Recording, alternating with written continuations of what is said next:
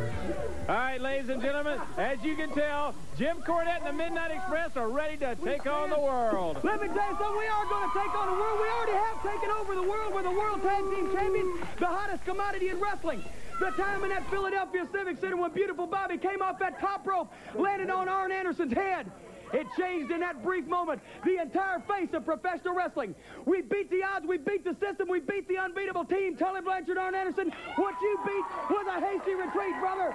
And in that same instant, Beautiful Bobby and Sweet Stan became recognized. We got the proof, brother. It ain't bragging, it's fact. We're the #1 tag team in professional wrestling. You want to talk about diversity club, brother? Rick Steiner won a letter in football, had to have somebody read it to him. You want to talk about Mike Rotundo? He loved school. High school was the happiest 9 years of Mike Rotundo's life. But let me tell you something, Varsity Club, and that little troll, Kevin Sullivan, don't come after us, brother, because we'll put you in the ground like a stake and make you 2 feet tall instead of the 4 feet 6 you are right now, Sullivan.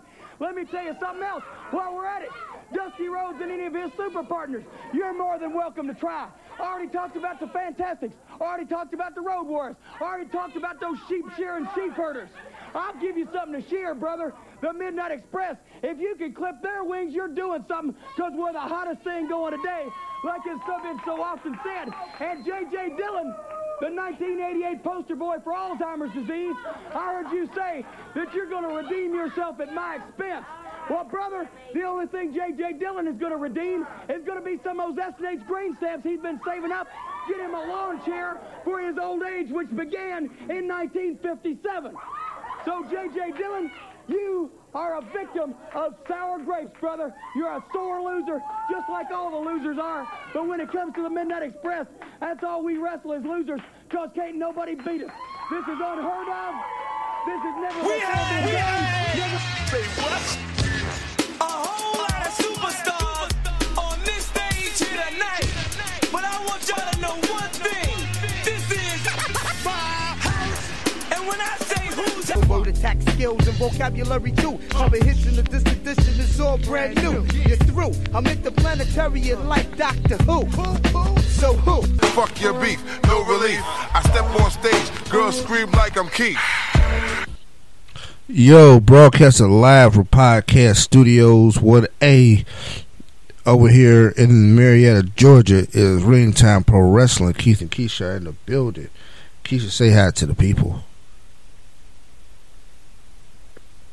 Hello, everyone. And I hope that you are enjoying every moment of listening to us right now. I definitely got to get this throat together because I cannot deal with it tonight. I swear I can't. It don't hurt.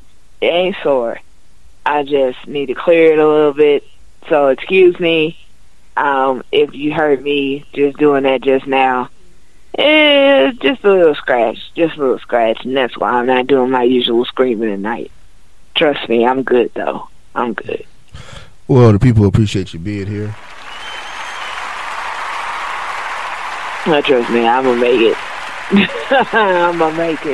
I do want to make one good opening point real quick. In the 29 years that I have lived on this earth, I swear to you, I did not know so much sugar existed around Christmas time. I swear, I don't know how I have made it this long without knowing that so many types of sugar concoctions, creations, and confections have existed around Christmas time until this week started and has ended. I swear to you, I don't need anything else with sugar in it for like another good week. I'm good. That's just, oh Lord, between chocolate and cookies and cupcakes and pumpkin bread and like candy canes, and I swear to you, I'm done. I am done. I have loved it all, but I'm good. I can't. It is Christmas time. Usually when your favorite podcasts have taken time off or have shows in the tank for you, we are giving you live unfiltered original content because we love what we do. Next week we will have our year in review episode where we will review all the best of 2016 in the wonderful world of wrestling. There may be a separate show next week because, it might be next week or sometime in the middle of the first week of the year because Wrestle Kingdom is coming up, the annual New Japan pay-per-view. My favorite time of the year, is going down. I have an article in the works about Wrestle Kingdom and how this one is kind of pivotal. Wrestling wars have gone international, Keish, if you don't know. And New Japan understands the new landscape. And they've kind of put their stake in the ground and saying you either with it or against it, and they ain't scared. They said we got bread over here. Yeah. The dollar's long in Japan. We ain't scared of nobody. So we don't give a fuck. But you know what? I'm with them. Let's do this. Let's have an international wrestling war. You know what I mean? Because the thing is, there's not going to be any U.S. competition anytime soon because TNA is a shit tank.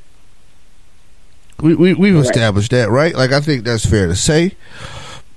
Which, it was a very big missed opportunity. Like, in the last 15 years, nobody's ever been closer, right? Ever since WCW closed, TNA is the closest shot that we've ever had to competition to the WWE. That is correct. Now the WWE finding ways to compete with itself. They got 3 brands. And they're about to try to... Really 4. They got 4 rolling. 3 really established that's kicking ass. They got a 4th where they try to make something out of it. Then they try to kick off a 5th. Right. And trust me, this UK tournament is to start a UK brand. Triple H already said it, but it's not like, if the tournament's successful, we're going to have our... After the tournament, they're going to do the show. Because probably the hottest wrestling market, the up-and-coming wrestling market right now is the UK. It has probably the most thriving independent promotions. They are producing a lot of good talent, and they got the eyeballs, they got the television for it. So just understand that that's where it's going right now, right? So we're gonna be in the tune for that. We're gonna preview it all. We're gonna talk about it because it's one of the best wrestling shows on the internets. So yeah, like I said, we're gonna enjoy this. We're gonna kick it off. We have a good holiday show. I might even infuse some Christmas music into the show. Now, my Christmas music is a little different from the Christmas music that y'all might listen to because I like my Christmas songs filthy. So, when you want to hear about Christmas, I got the illustrious Clarence Carter and Backdoor Santa, which is a little bit of a... Get your life together. Double entendre. Hey, I didn't make the record. I didn't make the song. I know. But you playing it, and it's just as bad. Like, what is... Get your... You got issues. Look, this is a live show. If your kid is up at 11:24 on a Friday night listening to a Dirty Wrestling podcast, I question your parenting ability. Is that fair to say? Lord help me. Your parenting is flawed. My kids sleep. Joining. I'm not joining in this. I swear I'm not. And I'm one without children. I swear I'm not even finna do this. We're not doing this tonight. Like I'm not. I mean, do I agree with you? Absolutely. But you know what? I'm not finna do this. I'm not doing this tonight. Okay. Nope. Okay, that's probably like the least mean thing I've said all night, and that's probably, I don't know if it's going to go on. I don't know how far off the rails this is going to go tonight. I can't guarantee. You know what? I'm not holding my breath. I'm not. Why should I? Why should I hold my breath? I got to go to work tomorrow, and hopefully nobody shows up. But the people who I need to show up. You know how rough it was to get through today? And watching all the higher ups leave. The fact that you even make that statement just says that it was just like extremely difficult. Yes, I know how difficult. You know what? Yes, Keith, I do. I know exactly how that feels because I sat behind that security desk today, and I got to watch the tenants that did show up. They left one by one, starting at about 10:30 and ending at like 2. So they were just kind of trickling out the building as I had to sit there till 3 o'clock and little past that because my relief was late.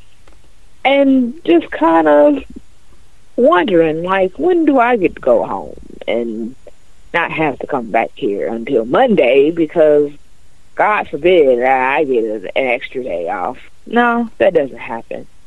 So I still have to do my 5 days to make my regular 40 hours because that's just how my life goes. So yeah, I completely understand where you're coming from, and I just, it wasn't that bad. I'm not gonna sit here and act like it was just completely horrible and my life was just draining and all that kind of stuff. It was really not that bad. Not at all. Not to me, at least. People came by, they gave me gifts. I was good. I'm good. So I just kind of went on and just like, you know what? I think I'm just going to end this on a happy note. But I'm not going to lie and say that I wasn't ready for the weekend. Who isn't ready for the weekend? I mean, seriously.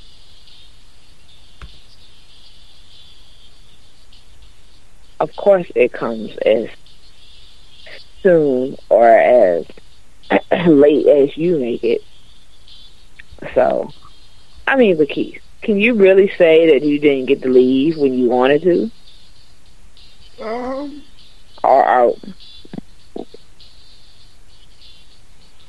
I can tell you. Oh, you just didn't get to leave when they left. No, I mean I couldn't. Well, here's the thing. I probably could have, but because I'm hourly still, I kind of gotta wait it out, Keith. I kind of gotta stay. 1, I clock out so they know when I leave. 2, right. The way my financials set up right now, I kind of gotta stay at work the whole time. Like my paycheck, I kind of know what it needs to get what I need to get. So I kind of gotta stay the whole 40 hours. It makes a difference when you don't. Walking out. Yeah, you right about that.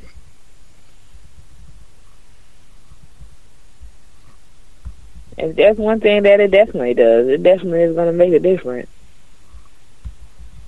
So, but I mean, I get the whole, 8-hour thing anyway. So, because I ain't got a choice in it. I know too many people that get to make their own schedules, and I'm not one of them. So, it is what it is. I mean, my schedule's changing on the 31st. I'm going to start working Saturdays again. Ooh. Let's talk about that. Yeah. Trust and believe. I mean, it won't be... Okay. I don't want to sit here and say that it's going to be, like, completely horrible, because it won't. But at the same time, yeah, it's still going to be a little... So, it is what it is. Whatever. I'm with it. It's fine.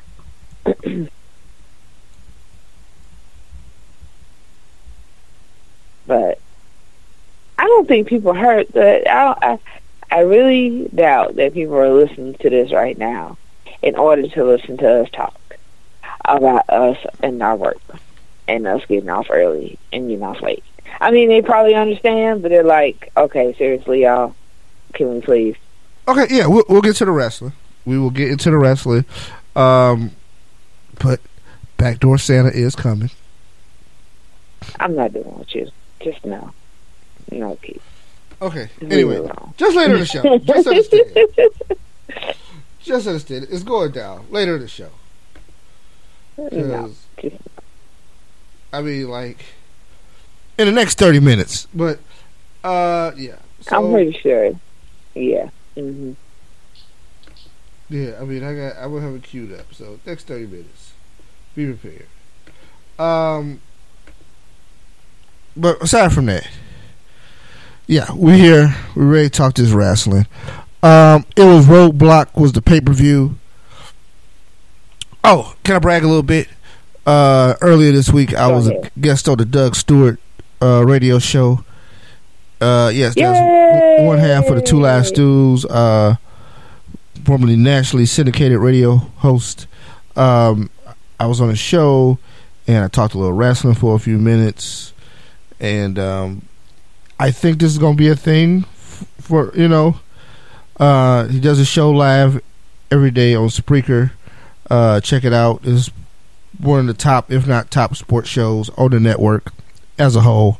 So, good content every week for all your sports needs. Doug got a whole network over there that he's doing. So, there's a lot of other shows that are involved in that network that he has put together with Doug Stewart Media. So, I mean, just check my man out. But yeah, I want to pop my collar a little bit because I'm a big fan of his work, and to be sought out to actually come on and be, a part of a new segment on a very popular show, I was humbled, and it also lets me know this thing's going in the right direction. So, without further ado, let's get into this Roadblock. The second annual Roadblock pay-per-view. The Raw brand has presented their pay-per-view. So now the table's set going into Royal Rumble. And no, Roadblock is not just a G.I. Joe character. Coincidentally, Roadblock was played by The Rock, I think, in the most recent G.I. Joe movie. Not that anything has anything to do with the other, but just thought it's the weird connections my brain make at the time. Yeah, Keith, I'm not doing with you. I'm just not. Like, no, I mean, why? Just, my brain makes certain connections at the same certain times. Okay, this is one of them.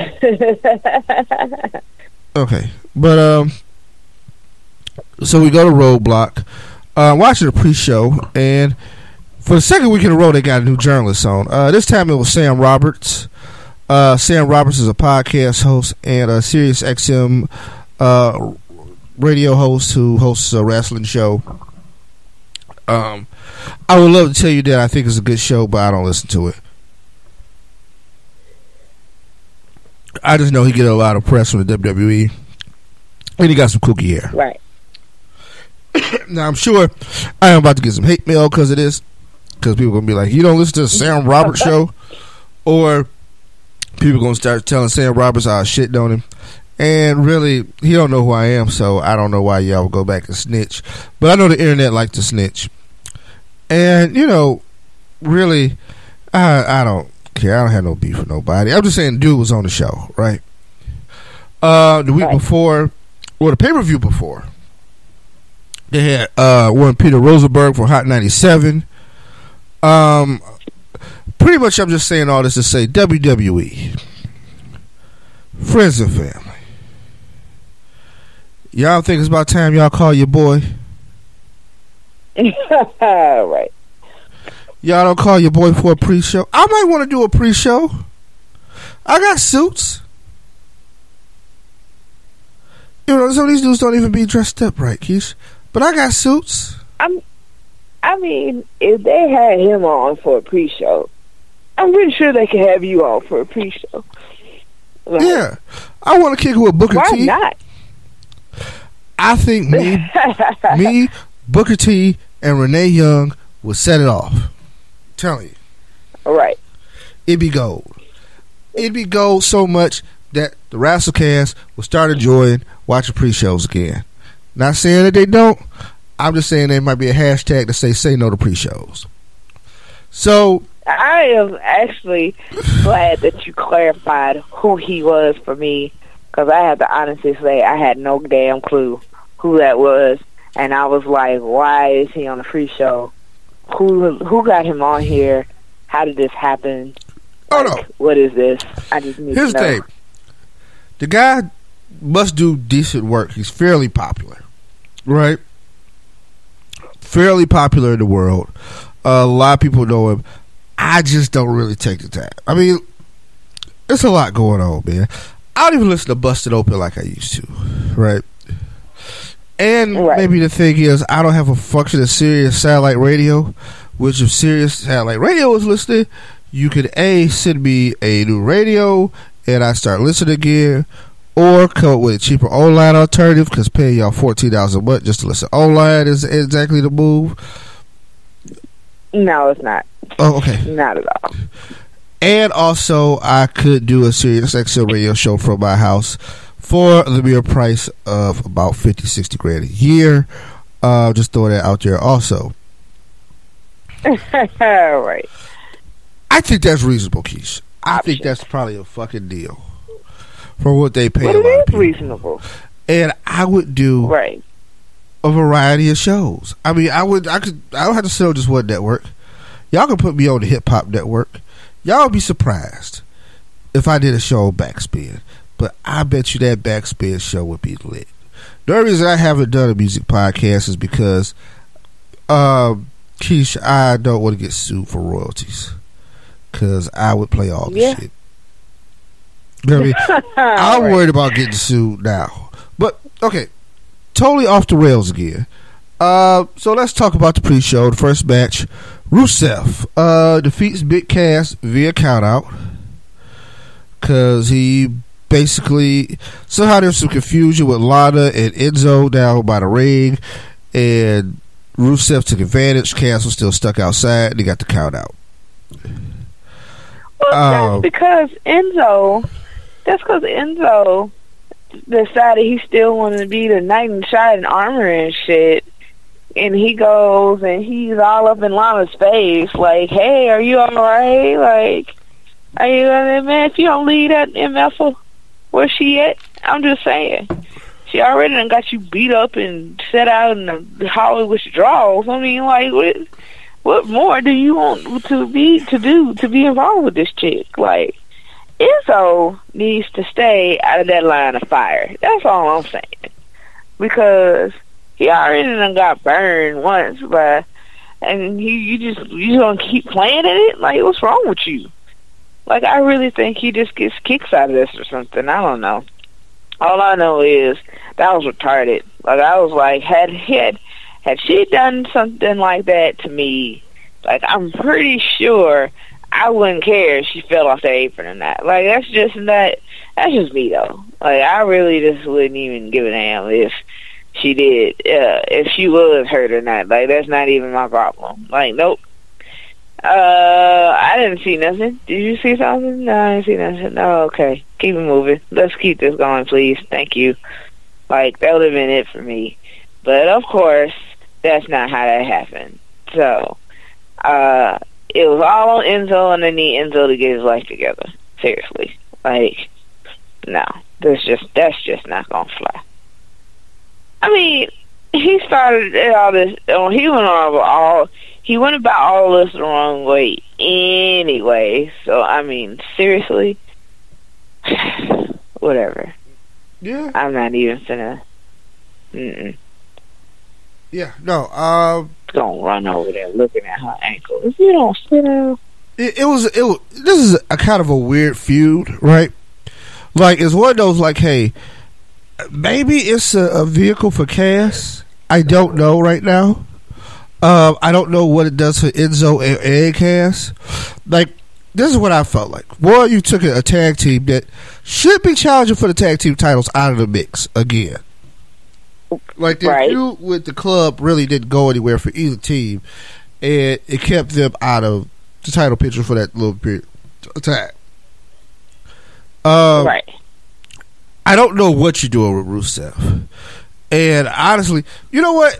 I think Rusev and Lana still get heat from their messing up that angle what they did and going public with their engagement and all that good stuff.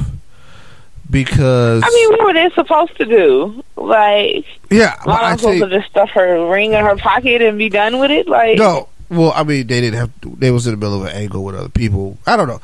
Like, I think there was some heat to that, and I think they still get punished because they play with their relationship more than anybody else's. Like, they really fuck with their relationship. And I'm like, this is dangerous. They really do. Now, mind you, word on the street, and I'm not saying this is true, somebody in that organization may have thought Lana was too good for Rusev, and that's why they tried to do the breakup angle with them, hoping it would stick. Now, I don't know how true that is, and I'm not calling no names on this, but it's on the internet, right? So you can Google that and figure out who supposedly said it. I don't think that's necessarily true, but I do think they be fucking with their relationship way too much. Like, I'm not a big fan of messing with Owens Green.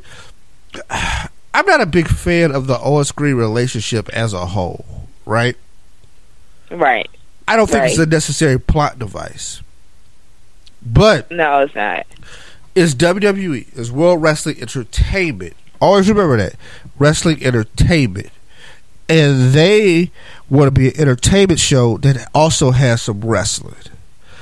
And you got to understand they try to sell other properties. This is a network that has 2 reality shows on the E! Network. They have Total Divas and a spinoff of Total Bellas, which is all personal life driven reality shows, which pretty much are women in wrestling and their relationships. Right? So we've added Maurice to the show. Right. We've added Lana, aka CJ Perry, and yes, that's to the point of they've killed their own kayfabe with the show, right? Right. Because Lana does not go, y'all, sir, I do it. She don't do none of that on Total Divas. She like, yeah, you know what I'm saying, girl?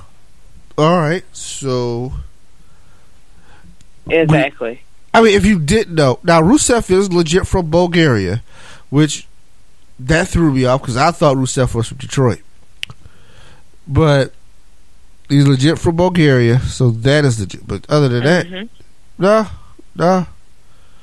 So yeah, I don't understand the whole motivation behind any of this. So the show kicks off. The real show kicks off with a tag match. Cesaro and Sheamus challenge the New Day. The New Day have recently broken Demolition's record for the longest reigning tag team in WWE. And guess what happened, Keith, after they break the record? They lose the titles.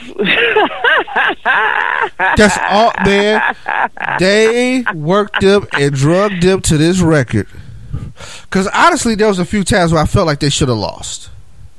I thought they should have lost to the club. More than a few. Right? More than a few. Gallows and Anderson should have had those titles and been who? I thought that Sheamus and Cesaro had a few shots that they should have won. And Monday was definitely their time, but they got it on Sunday, and it was beautiful. That's what it was. It was beautiful. I'm not even gonna lie. Like, I love the New Day, and I hated it for them when they had to give up those belts. But man, it was beautiful. I was like, yes. Yeah, I mean, there was nothing else that I could say about that moment. I appreciate the team that beat them. I like the dynamic of the team that beat them. I knew part of them holding that record was a exercise in petty. I hope they don't get washed out, because that's a danger of this too, right? They're gonna probably have a rematch for the belts, but after that, what do you do next? Because I see the club. What do you do next? The club will probably feud with Cesaro and Sheamus, right? Right. Right now, Shining Stars act like they want to be a part of this, which lets me know the Raw tag team division is limited. at best.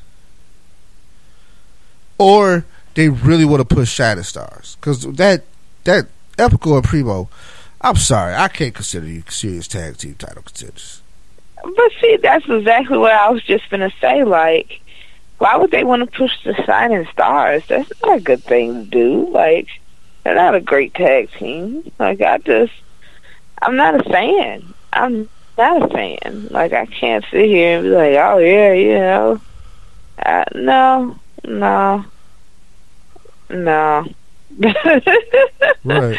Like, that's just not going to work for me.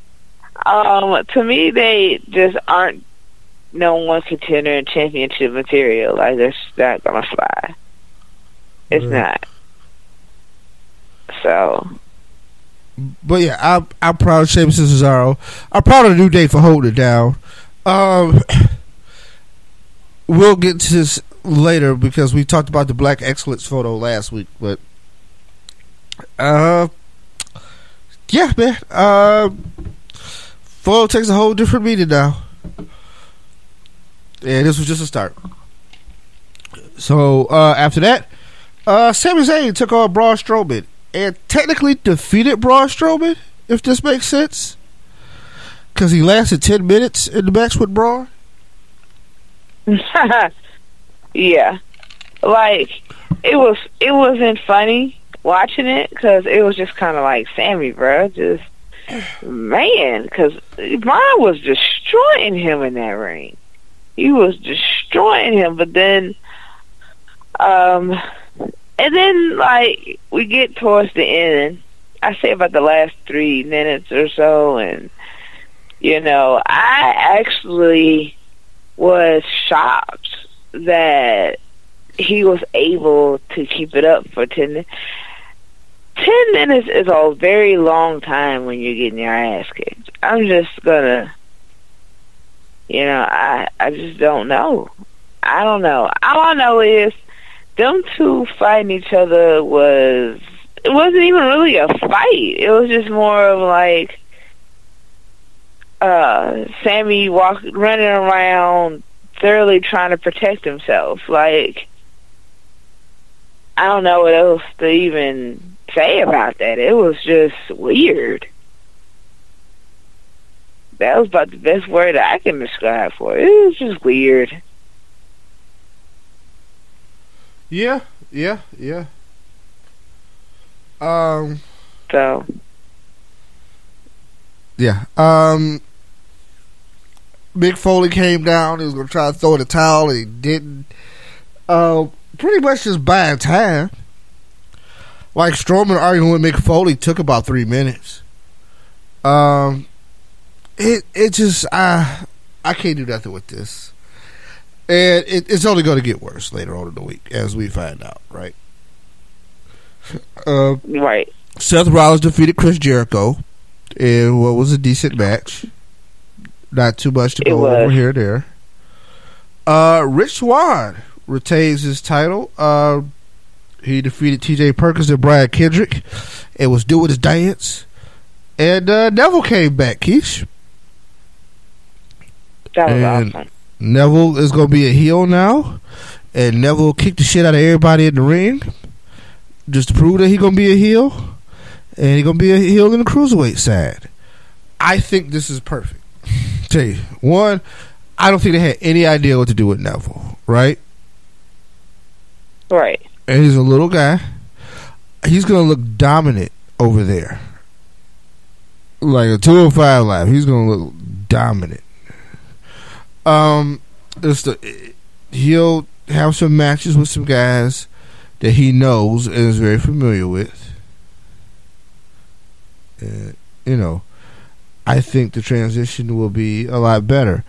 I think Neville will eventually come out of the cruiserweight side and wrestle on the heavyweight side. But I think this is good for right now for development for him. I think it's awesome. Yeah, and I think do. It'll give people a chance to see him do some things. But, you know what I mean?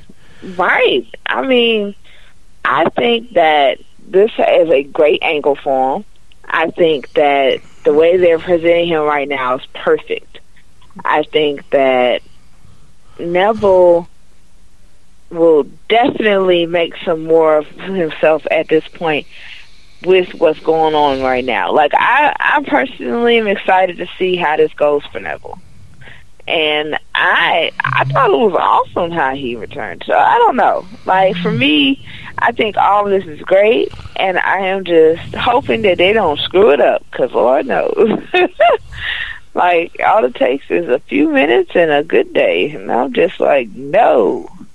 Can we not do that? So I was glad that happened. Now, I can actually say that I was impressed by how he handled things with Perkins and Kendrick. Like, I was just kind of like, man, you know.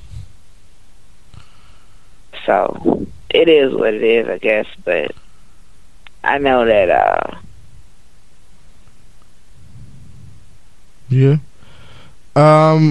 Moving forward. Charlotte defeats Sasha Banks in an Iron Woman match to win the women's title in sudden death overtime. That match was so tough to watch for me. I mean, not in a sense that it was boring or anything. The match was freaking awesome, but it was such a tough match to watch for me because there's a no rematch clause with this. So yeah, like, no, this is it for them. This is it. This is the final straw of the feud.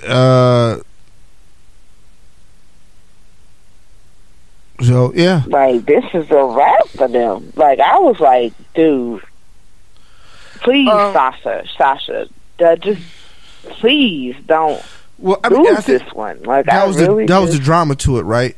So two things happened. One, Sasha got up 2 falls on Charlotte with submission holds, which if I was booking it, I wouldn't have. I would have booked it maybe where she got pins. Because it's kind of hard to have an Iron Man match where people are submitting and coming back, right? Right, now, exactly. Sasha was up 2-1 with a few seconds left. Charlotte made a play, got her in that figure 8, and worked her.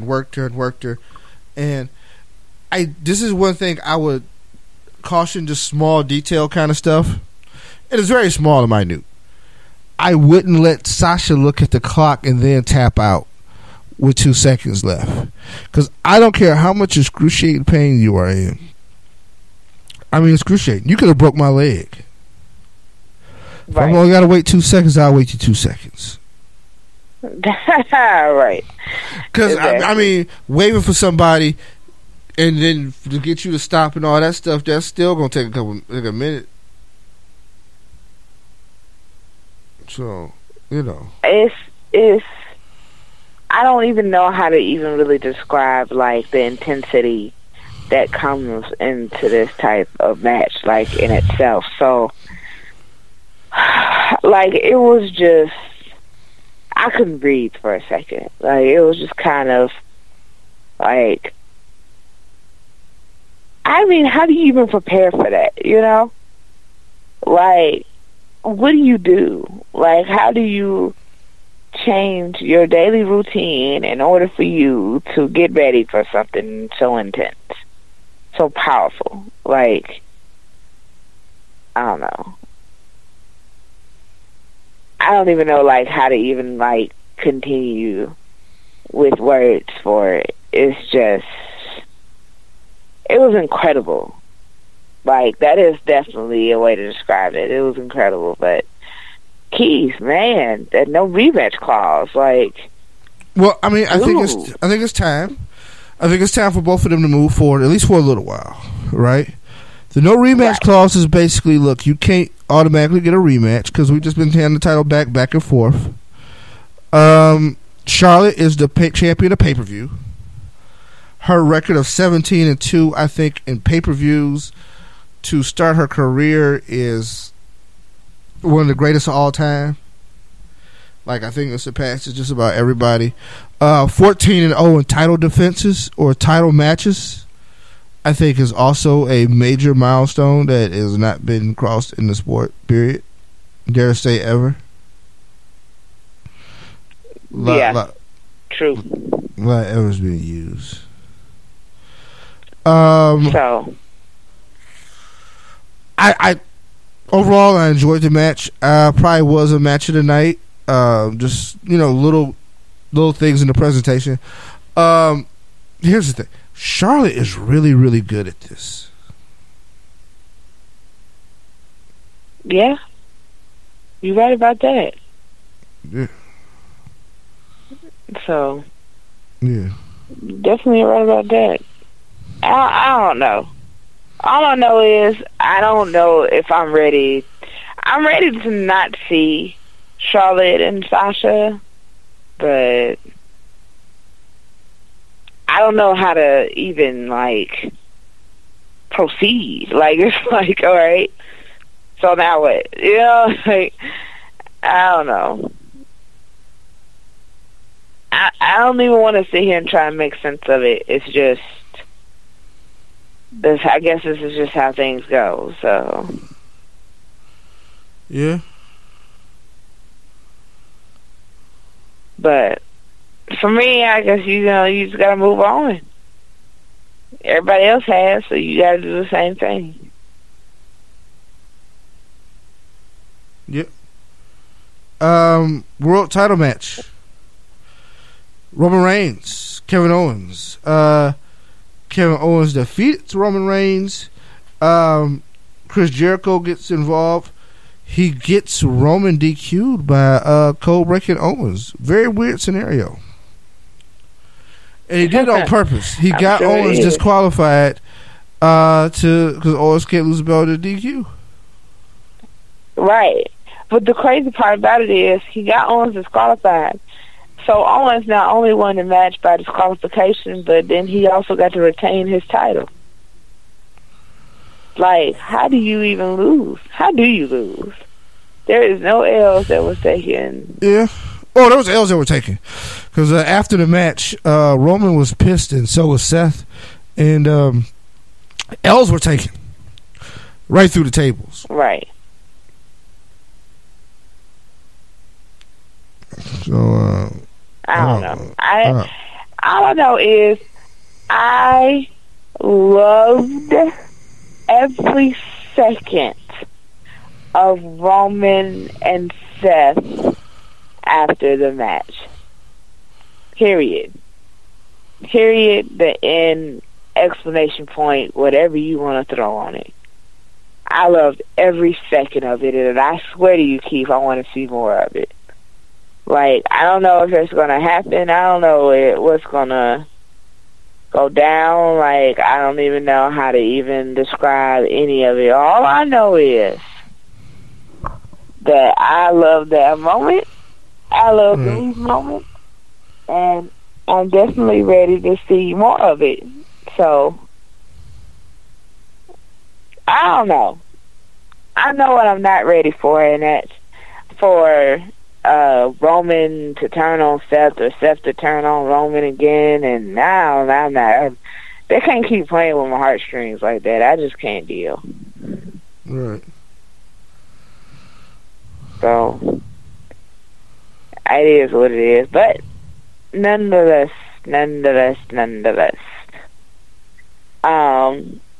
Kevin Owens is still the Universal Champion right now. For now. I don't know how to even describe my distaste for it. I guess because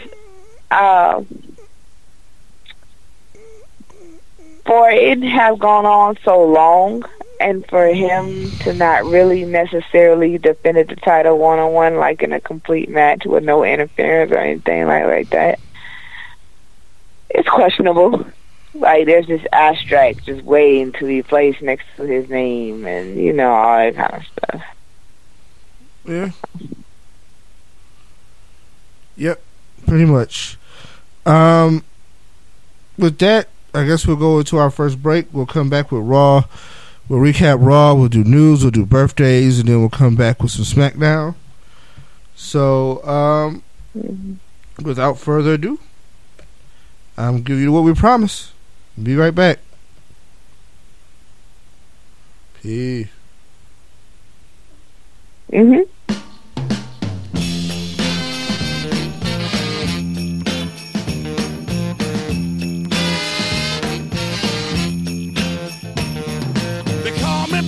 Santa, I make my runs about the break of day. They call me backdoor Santa, I make my runs about the break of day. Oh, oh, oh. I make all the little girls happy while the boys go out to play. Look at him. Ain't like old Saint Nick, he don't come but once a year. Look at him. Ain't like old Saint Nick, he don't come but once a year. But look at him. I come running with my sack, girl, every time you call me dear. Keep some change in my pocket, and if the children at home, I give them a few pennies so that we can be alone. I leave the back door open in case somebody smells a mouse, and would no Santa be in trouble if ain't no chimney in the house. They call me back door Santa, I make my run about the break of day. Oh, oh, oh. I make all the little girls happy while the boys go out to play. This is what they call me on. Backdoor Santa, that's what they call me. They call me Backdoor Santa, and I like for them to call me that. I carry a mean sack, that's what they call me. They call me Backdoor Santa, and I like for them to call me that. Backdoor Santa, that's what they always call me. They name me Backdoor Santa.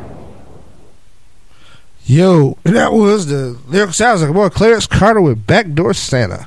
This is Ring Time Pro Wrestling. Keith and Keisha in the building. Keisha, we are back. Yes, we are. Let's talk some more wrestling.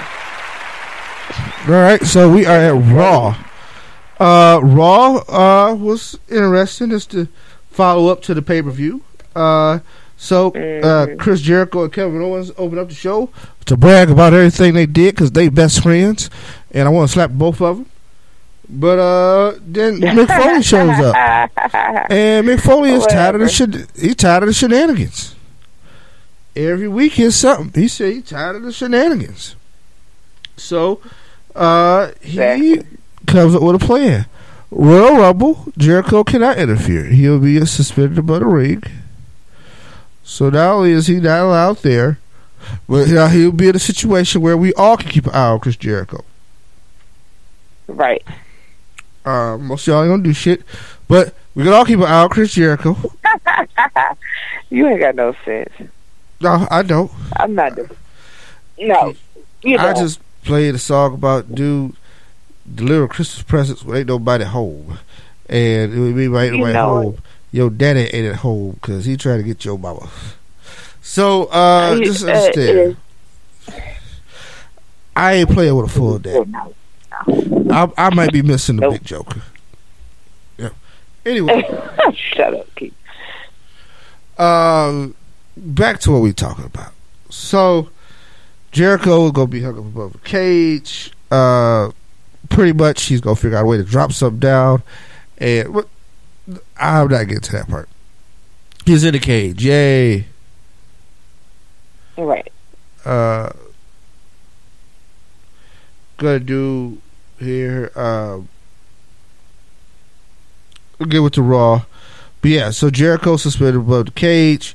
They got to find the key. Right. Jericho gets a little claustrophobic. Looks a little different than the usual shark cage. But you know, I don't know if I would let WWE suspend me above anything. hey, I mean, I don't know what I would do if they would even thought about putting me in there, because I don't like heights, so I can't stand heights. So for me, I probably been there broke down, crying, and screaming, like, no! Like, I can't. No, thank you. Like, I don't like being up that high, let alone in a cage. Like, are you serious? Like, no, that's not gonna work. So, never. Like, never. I don't know. But I guess, I really want to sit here and say that was the best solution, but at the same time, it's like, I don't know what the other alternative was. I mean, it was done to me. Like, this was it. So, I guess that's just how the cookie crumbles. Right. Both of them are now to the tag match against Seth Rollins and Roman Reigns at the end of the show. So, what was it? Yeah. Big Cass gives DQ again by Rusev. Rusev finds another way to get him DQ'd. Well, that's because he was up there just, like, destroying him. Like, the brutality in what Cass was doing to Rusev is just... Seriously? Oh, yeah. That was the DQ. That's right. Because he was beating the hell out of Rusev. And that's what we got. Sasha Banks shows the damage that was done to her knee at the Roadblock pay-per-view. She came out and talked about it and wanted to shake Charlotte's hand and stuff like that, but she couldn't. Nia Jax showed up, Keish. Exactly. And Nia showed up, interrupted everything. Hey, man, she said, I don't care about your boss gimmick. You ain't no damn boss. I was like, ooh, this is going to get ugly. And she tossed her around like a rag doll. I was like, her knee ain't hurt before, it hurt now. Right. Exactly. All right. Who gives a damn about this knee? My face hurt.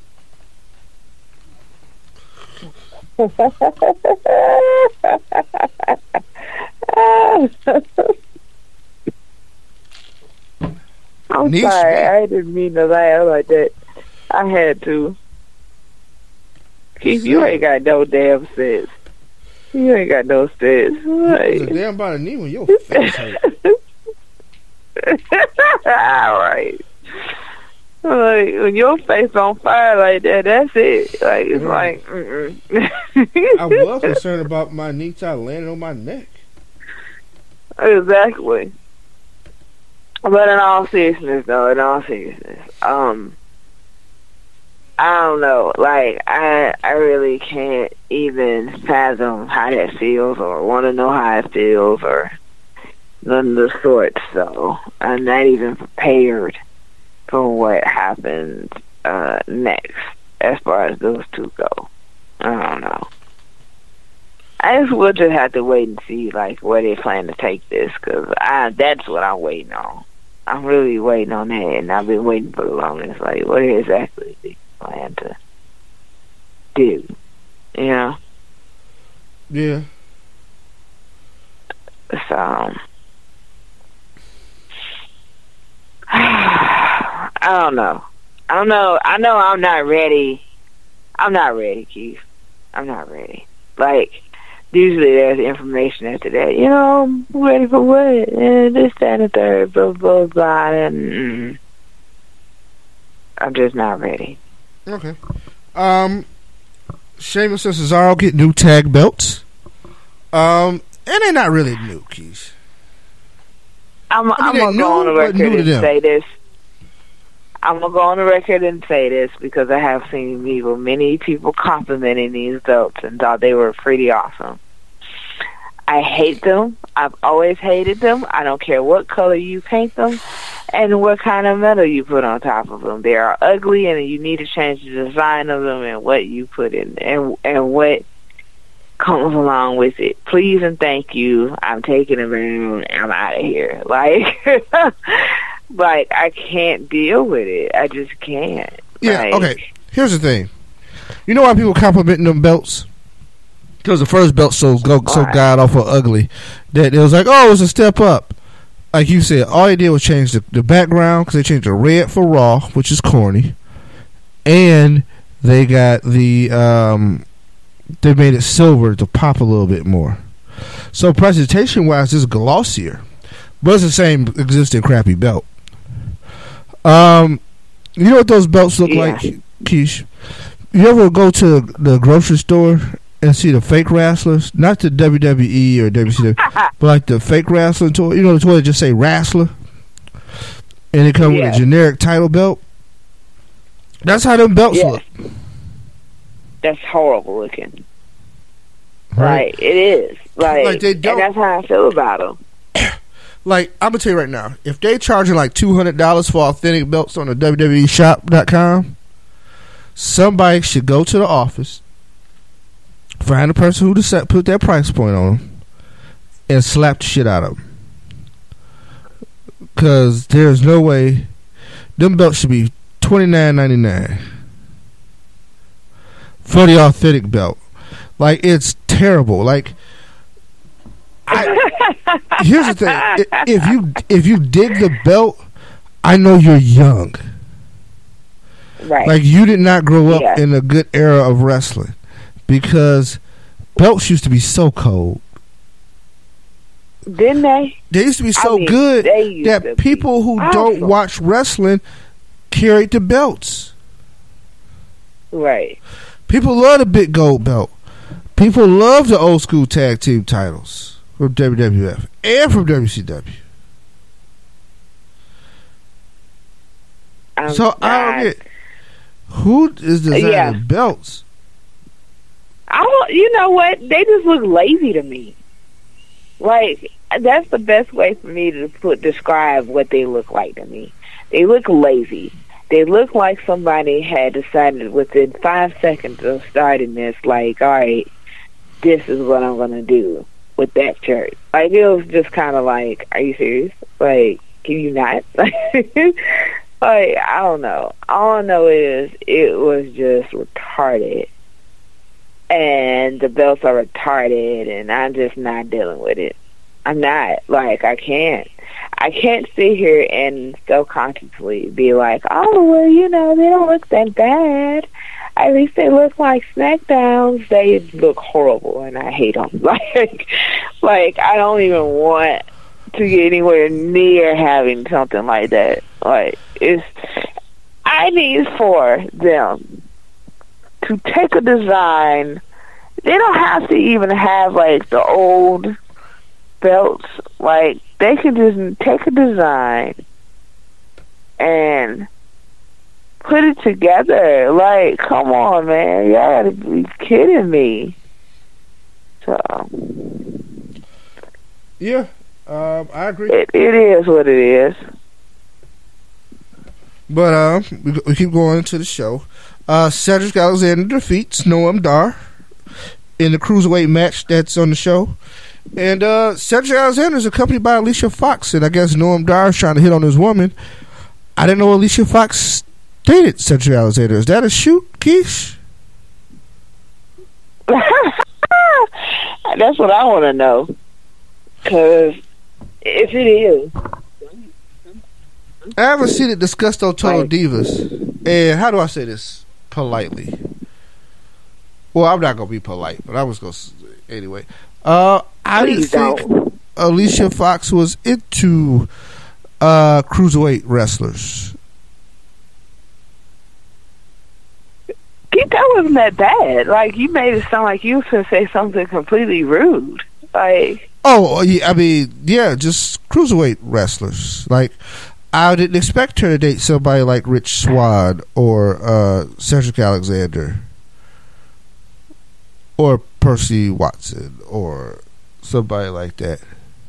You know, the idea of her dating somebody like, well, not even just cruiserweights, but, you know, just different guys that might have dreads or something like that.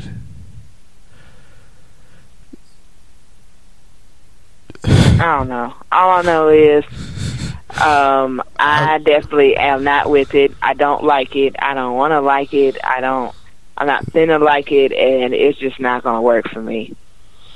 The whole storyline sucks. This whole thing with them two sucks. Like, it's just like, come on, man. Like, why is it that they gotta have this happen? I think when it was first brought up, I was not a fan. And then it progressed, and now it's like, oh, is that a thing? And, you know, and it's just kind of like, well, Alicia sucks, and so does he. Like, I'm going to need for them not to even continue this angle, because, like, what happens when they get into, like, quote-unquote real trouble? And then, you know, Cedric can't defend her or whatever the case may be, because, of course, he lives in the land of the cruiserweights. So, that, which is a safe haven for him, but at the same time, like, dealing with her, like, that could end up being just another place that you go, and I don't know. Yeah. I mean, I don't know, Keish. I don't know. So, that happened. We'll see. I'm just going through the show, line by line. The New Day is happy. We ain't really happy. That would be a false characterization of what happened.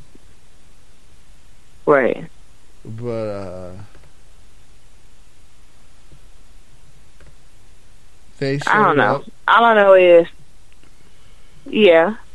And Cesaro and Sheamus, they talked to them and they congratulated them. But then Gallows and Anderson showed up, and I guess they want shots at the titles, so things are going to happen. Right.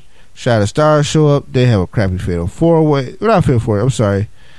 They have a 8-man tag because the Westway WWE shows up.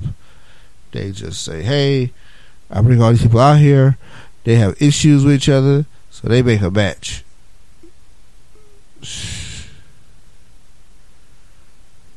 I don't know. I just find all of this to be. It's wrong for me to find all of this to be weird. You think so?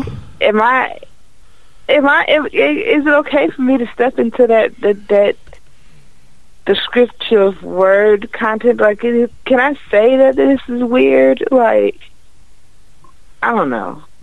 I guess that's just how I see it, you know? Because in my mind, I'm like, okay, but how? Like, how does this play out? Like, what do you do?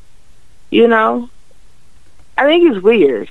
like, I think that's the best word for me to use for it. It's just weird. Like, all of it is weird, and I don't know how to even continue from it. Yeah. Well, Braun Strowman shows up and beats up everybody. Which is retarded. Like, he's mad because he felt like he got played the night before. He said Sami Zayn shouldn't have lasted 10 minutes, and he was looking for Sami. Mick sent Sami home, so Braun said, I'm going to keep fucking people up until y'all give me Sami Zayn. Well, this is where you start getting into realms of things that I understand. Because Braun Strowman is just freaking huge. Like, Braun looked like he can take a dumbbell and just crack it in half. Like, he just has this look. Like, if I punch you in your face once, like, you're not getting up. Like, I just seriously would not fuck with Braun Strowman. That's all I'm saying. And for him to even make that statement alone was just kind of like, oh shit, you know? So oh man,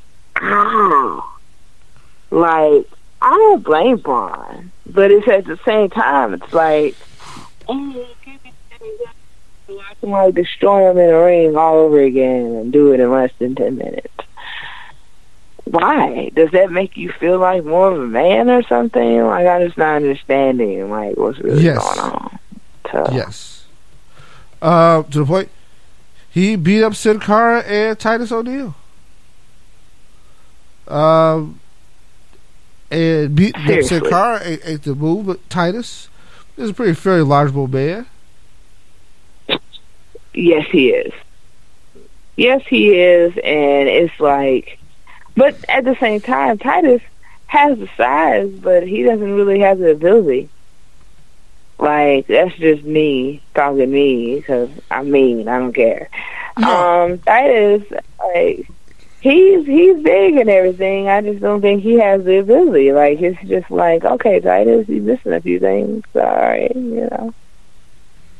get your life together. Like, I don't know. So, I don't. But I appreciate, what I can say is that I do appreciate Braun for going around and destroying the dog shit out of people. Like, I just seriously, I think that some people just need that, They do. Man that size, those chops to the chest, I don't know. I mean, I think that people should embrace this for some reason. Like, I seriously think that this should be, like, marked, known, and just noted that, because you just don't know, I know. All of it should, in itself, they have a note on it that says, hey, don't fuck with this person. That's all I'm saying. Everybody should be put on notice at this point. Period. There's no excuse for it. So, what do you do after this? Where do you go from here? Seriously. Where do I go from here? Real Housewives of Beverly. No, let me quit. You know it. It'd be funny if we really did start talking about something like that. I'm pretty sure somebody would stop listening. They'd be like, did they really just switch from, like, wrestling to Real Housewives? We're not doing this. We're not. They'd be like, we're not doing this. People were not going to actually do that for real, but that would be hilarious if we did. Like, just sit here and just start talking like love and hip-hop or some shit like that. They're like, yeah, so last night's episode was Redick. Like, some people like, what? But, yeah. So, Braun also beats up Rollins and Reigns after the main event. What's up with that, Keith? I don't know. Like, I don't even know how to feel about that one in particular. Now, here's the thing. Yes, I do support Braun going around and just randomly kicking the shit out of people, okay? But when you beat up on Rollins and the number one contender for the title and the United States champion, like, I personally am like, sir, no. Like, because it's not because I think that, it shouldn't be like equal opportunity ass whippings or nothing like that. All I'm saying is, why did they have to do this? As far as Seth and Roman go, was it necessary? Did it have to happen? Like, why do you even bother?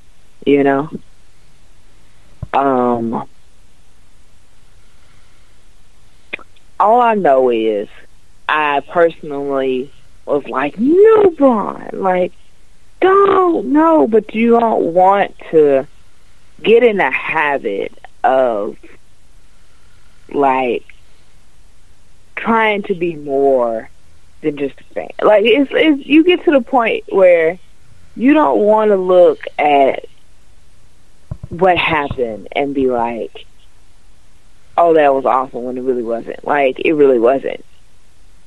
I don't know why Braun had to even interfere with that, go that far, beat up Seth and Roman. Like, where does that even leave? Rollins and Reigns right now. I think what it does is, one, it makes it even scarier proposition for Sami Zayn whenever he comes back, right? Right. Two, it will, give the guys some experience that maybe or may not, traveled up and down the road, stuff like that. I'm going to go with that's the driving factor, because I don't think they're going to go after Braun after this. They want to, but they got bigger fish to fry, like the Cable Championship, Rose Bowl. You know what I mean? Exactly. Right. So even if they get motorboated, that's not what they were here for. So I'm glad to let somebody else take that L this year until, people get you ran about. Yeah. Mm-hmm. Listen to that Sports Star Radio, boy. They'll tell you. They'll get you ran up out the paint. I'd be remiss to say Charlotte had a nice presentation, has a nice talk on Raw, and Bayley showed up, and Bayley put her statement down. So it actually beat Charlotte for the third time without getting the title. Right. Neither here nor there. Exactly. But yeah. You know what? I'm gonna give a personal opinion on the women's division right now. Okay, so you know how right now, this is what I feel like is happening, and I know this is happening because we all see it. Charlotte is the woman on top at this point. And thanks to the no rematch clause with Sasha, they won't fight again for a while. That's fine. Bayley comes in and is just kind of like, hi, There's nothing wrong with it. And I'm not sitting here about to give some argument about how you shouldn't do that and it's rude and blah, blah, blah. No. All I'm saying is, with the women's division being as big as it is, where are the other women? Like, there are more than just Sasha, Charlotte, and Alicia on Raw. And yet, we don't see them. Nia Jax just happened to make this guest appearance. But we don't see them. Like, it's like, what are you really getting at? So, I don't know. I just need for Raw to really start to utilize more of the women. And no, don't make up some silly, ridiculous storyline behind it. Just let them wrestle, Please, just let them wrestle. Because if I have to see one more continuous match of anybody, it's going to be ugly. Like it is. So, all I know is I love Bayley. I love Bayley so much. And Sasha, and Charlotte even Charlotte too. But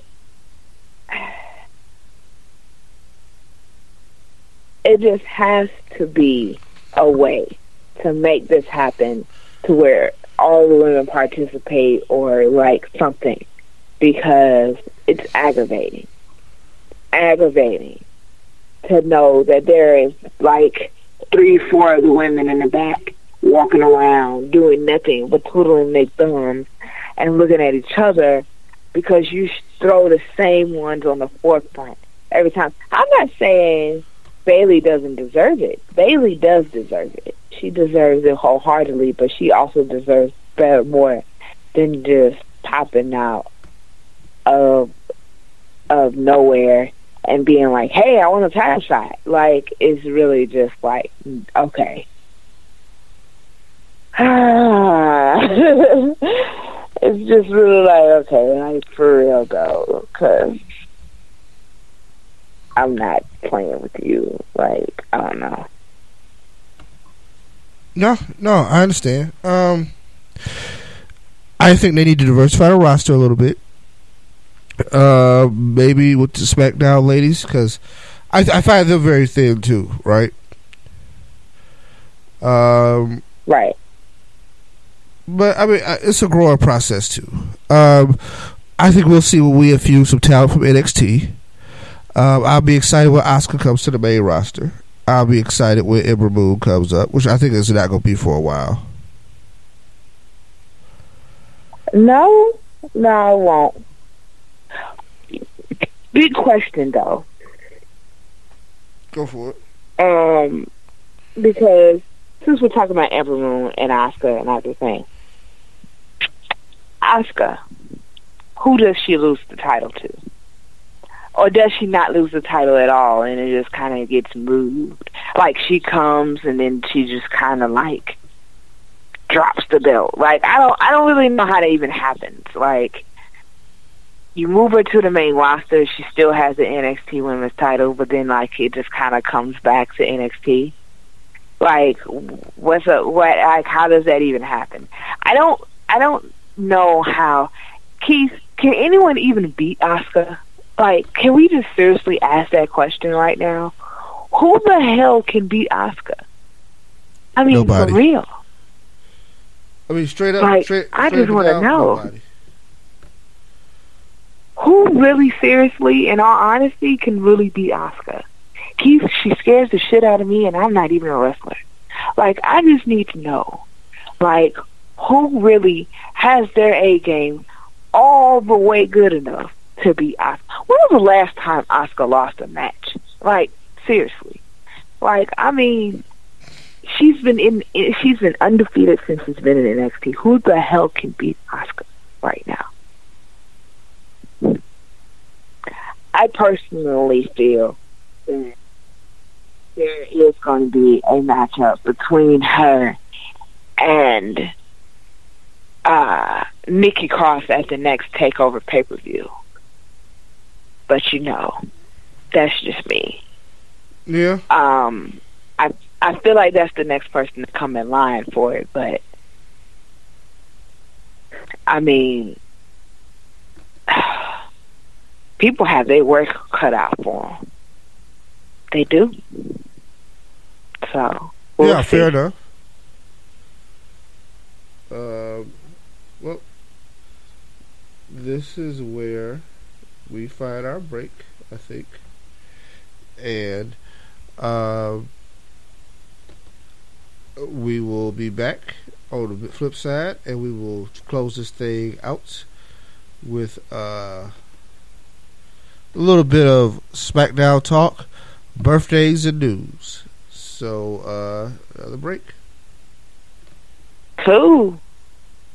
I know a gentleman that's going to be a big part of an upcoming card is this man. What was that? Macho Man Randy Savage? Happened so fast you can't even talk about it. Lucky person, yeah, out there somewhere is going to win a silver cloud. What a lucky, lucky, lucky person.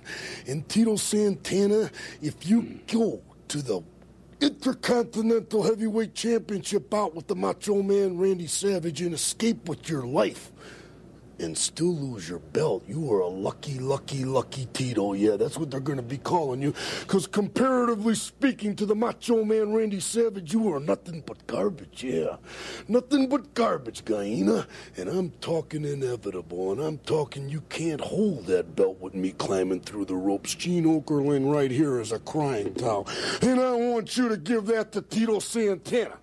Yeah, because things are just popping right now. Things are starting to cultivate. Things are starting to grow. Things are getting real colorful. Look at that roll. Just like the Silver Cloud Rolls Royce. I'm very Top curious. of the line. Wait a minute. Randy. Tito Santana, comparatively speaking, you are like a grain of sand in the Sahara Desert. Yeah, and I am the entire desert. And the new Intercontinental Heavyweight Champion. Don't bet against me. I don't Don't bet anyway. lose your life, no. Don't What about change Elizabeth? your life. Elizabeth is icing the champagne right now because the time is getting near. And the Guyana must face the match of the century. Yes. Champagne? Champagne. What kind? Oh, yeah, it doesn't matter. Nothing matters, no. Nothing matters but the Intercontinental Heavyweight Championship belt, which I will own. Oh, yeah, Tito Santana, climb in the garbage can, because comparatively speaking, you are nothing but garbage.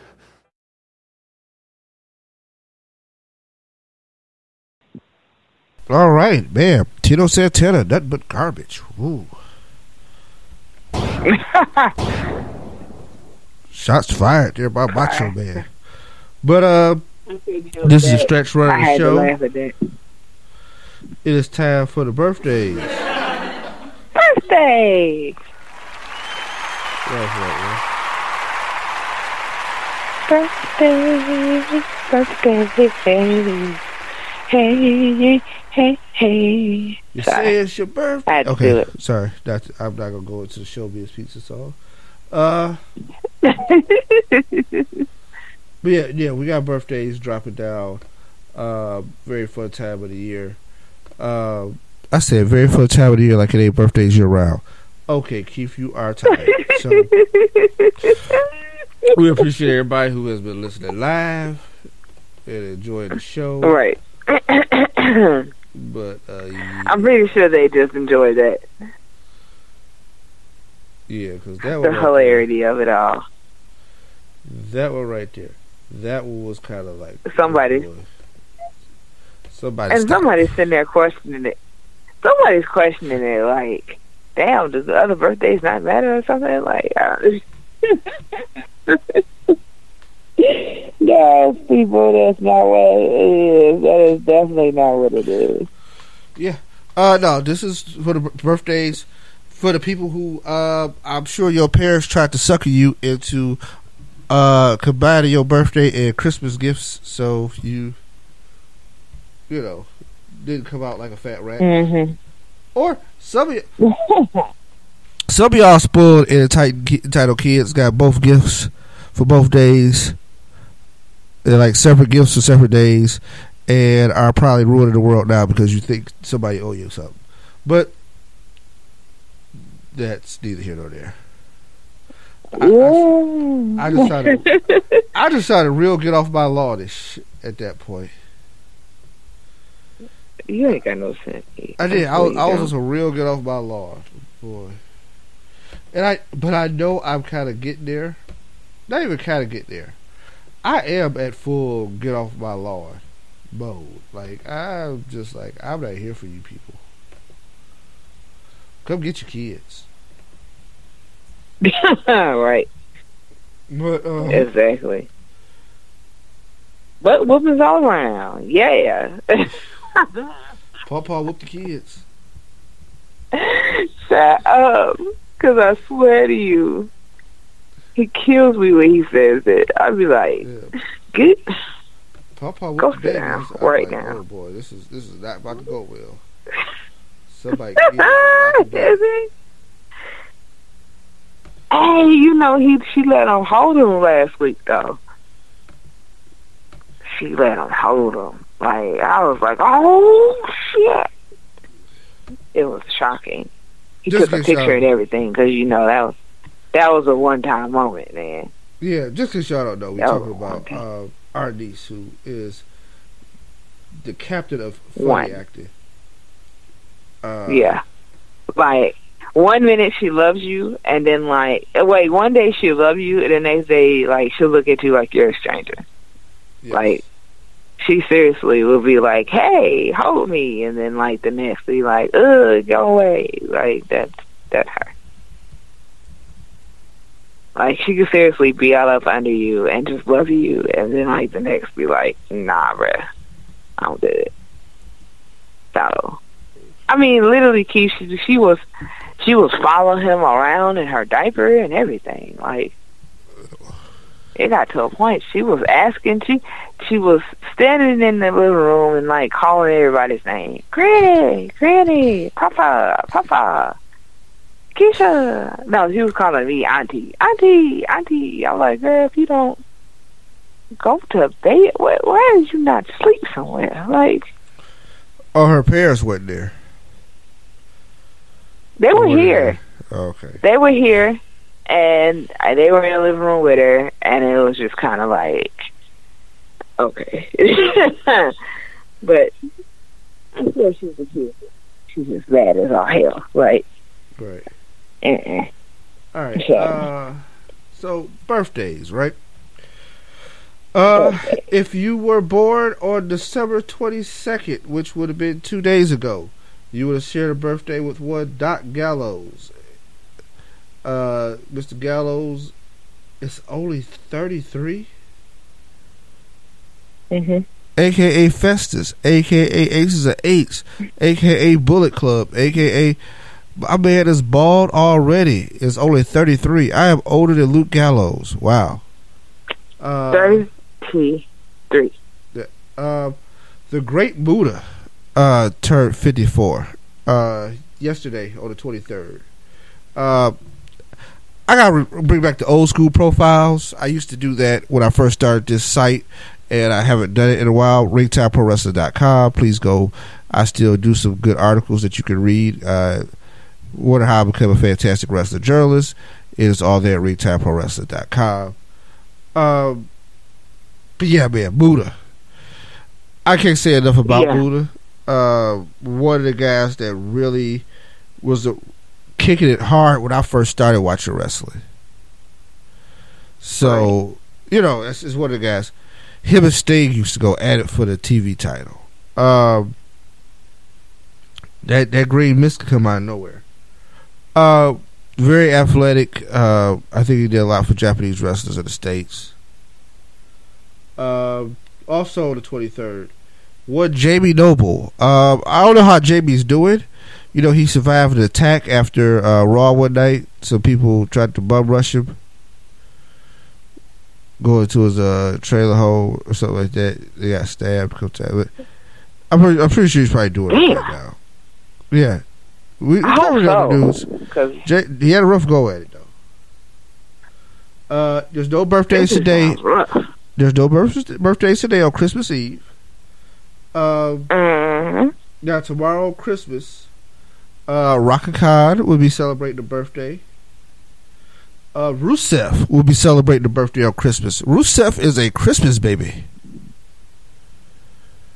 Rusev will be 31.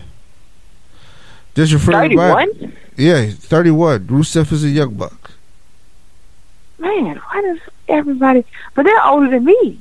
Like, why does everybody just see... I don't know. I guess I need to just stop this assuming birthdays and months and years and stuff. Like, I can't keep doing this to myself. So, I'll leave it alone. Outside of birthdays, this is special for Ring Time Pro Wrestling because December 24th, which was today, is our parents' anniversary. They were married on this date in 1981. 1981. 35 years, people. Yeah. Am I right? Yeah. Yeah. Yeah, 35 years. Good Lord. Yeah. So, hey, and a certain someone was alongside in the wedding. Weren't you in the wedding, Keith? You were in the wedding. So, yes. A certain someone was alongside in the wedding in his nice little pimp suit and pimp shoes, looking absolutely adorable. And they'd everybody say, "Oh my God, he's so cute! Oh my God, I just want to pinch his cheeks, and he looks just like his dad." You know, all that old cutesy shit that be going on with babies and, you know, toddlers and stuff. You know, so I had to throw that on out there. You know, I don't know if people know that piece of information or not, but hey, it's out there now, so they'll live. Fair enough. Fair enough.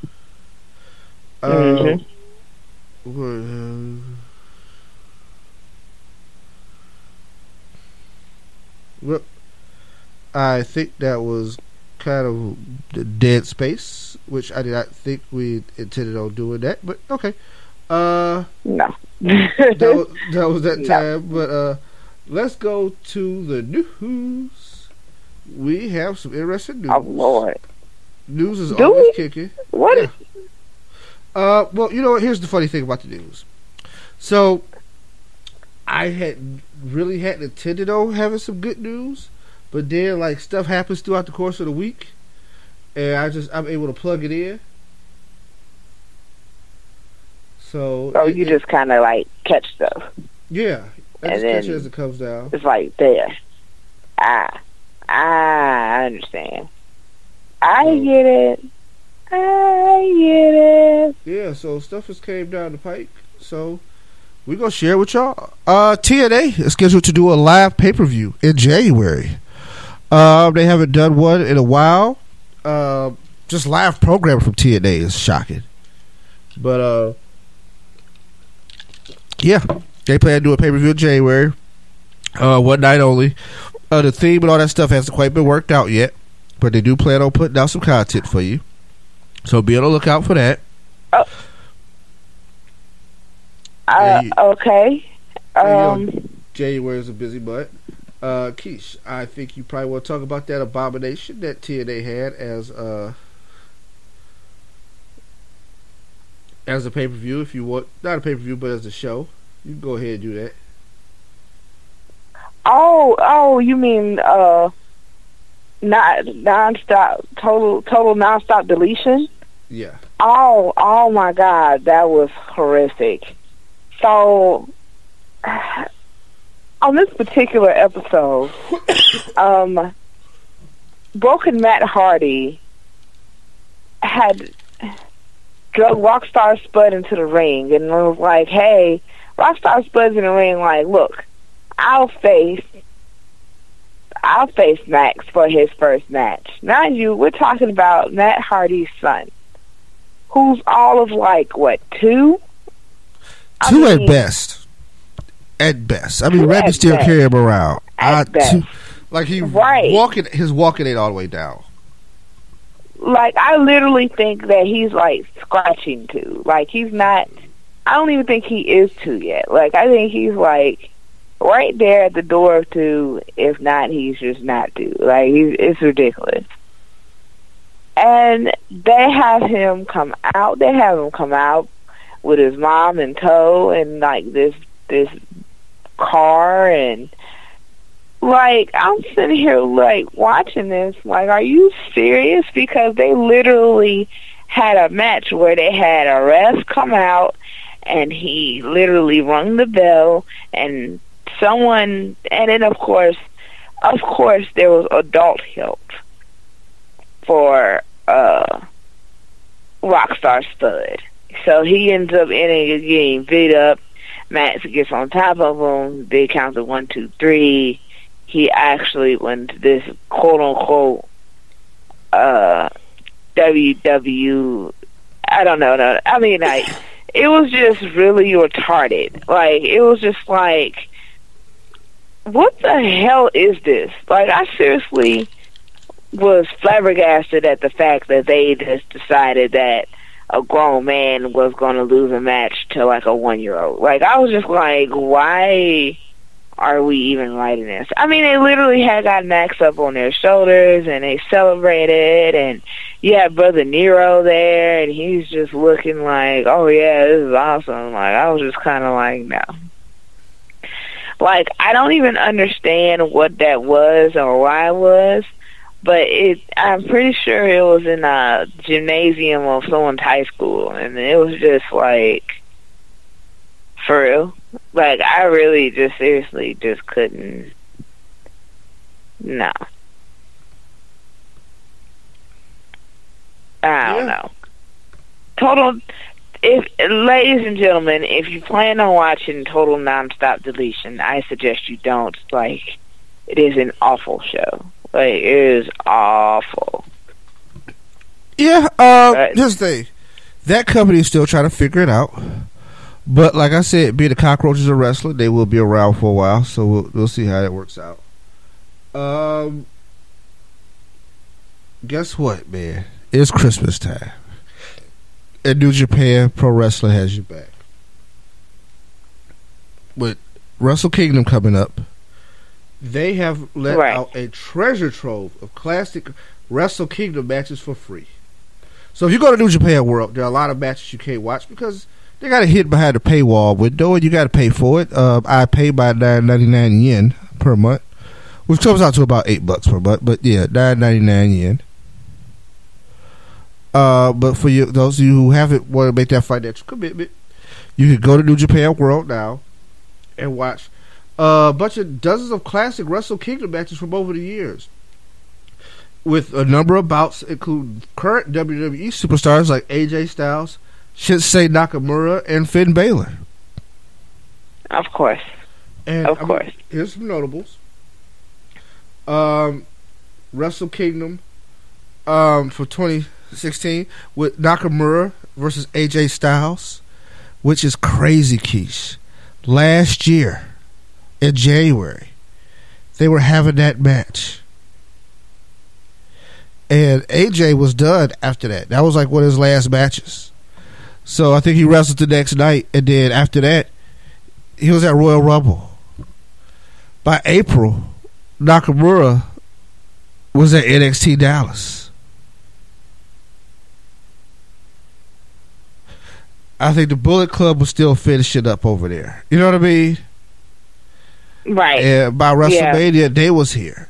Like, all this stuff was crazy. So this wrestling world has turned upside down in a year.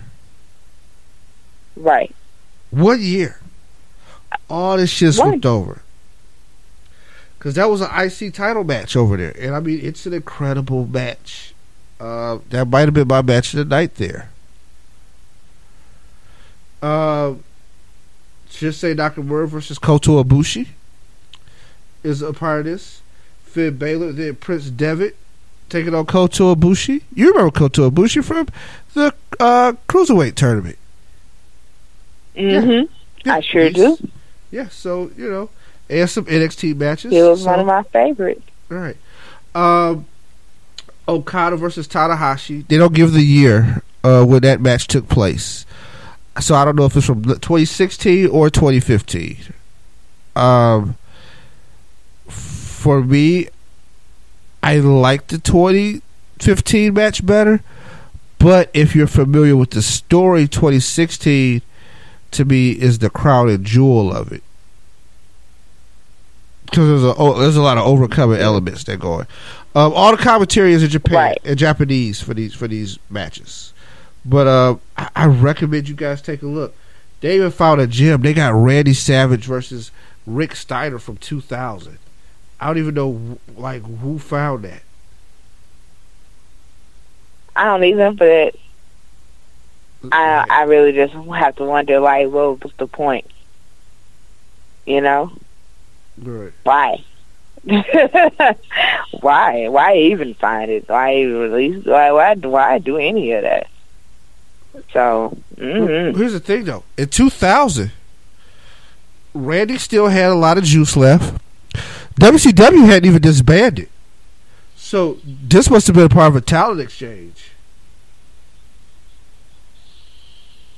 I mean, Rick is in decent shape. That. Right. So, can you believe 2000 was 16 years ago, Keish? You know what? I came to that realization 3 days ago, and was just kind of like, I don't even want to claim this. This is ridiculous. 16 years since 2000, and it's for real? I can't. I seriously lose track of time sometimes, and I just, no. I don't even know how to even describe it. It's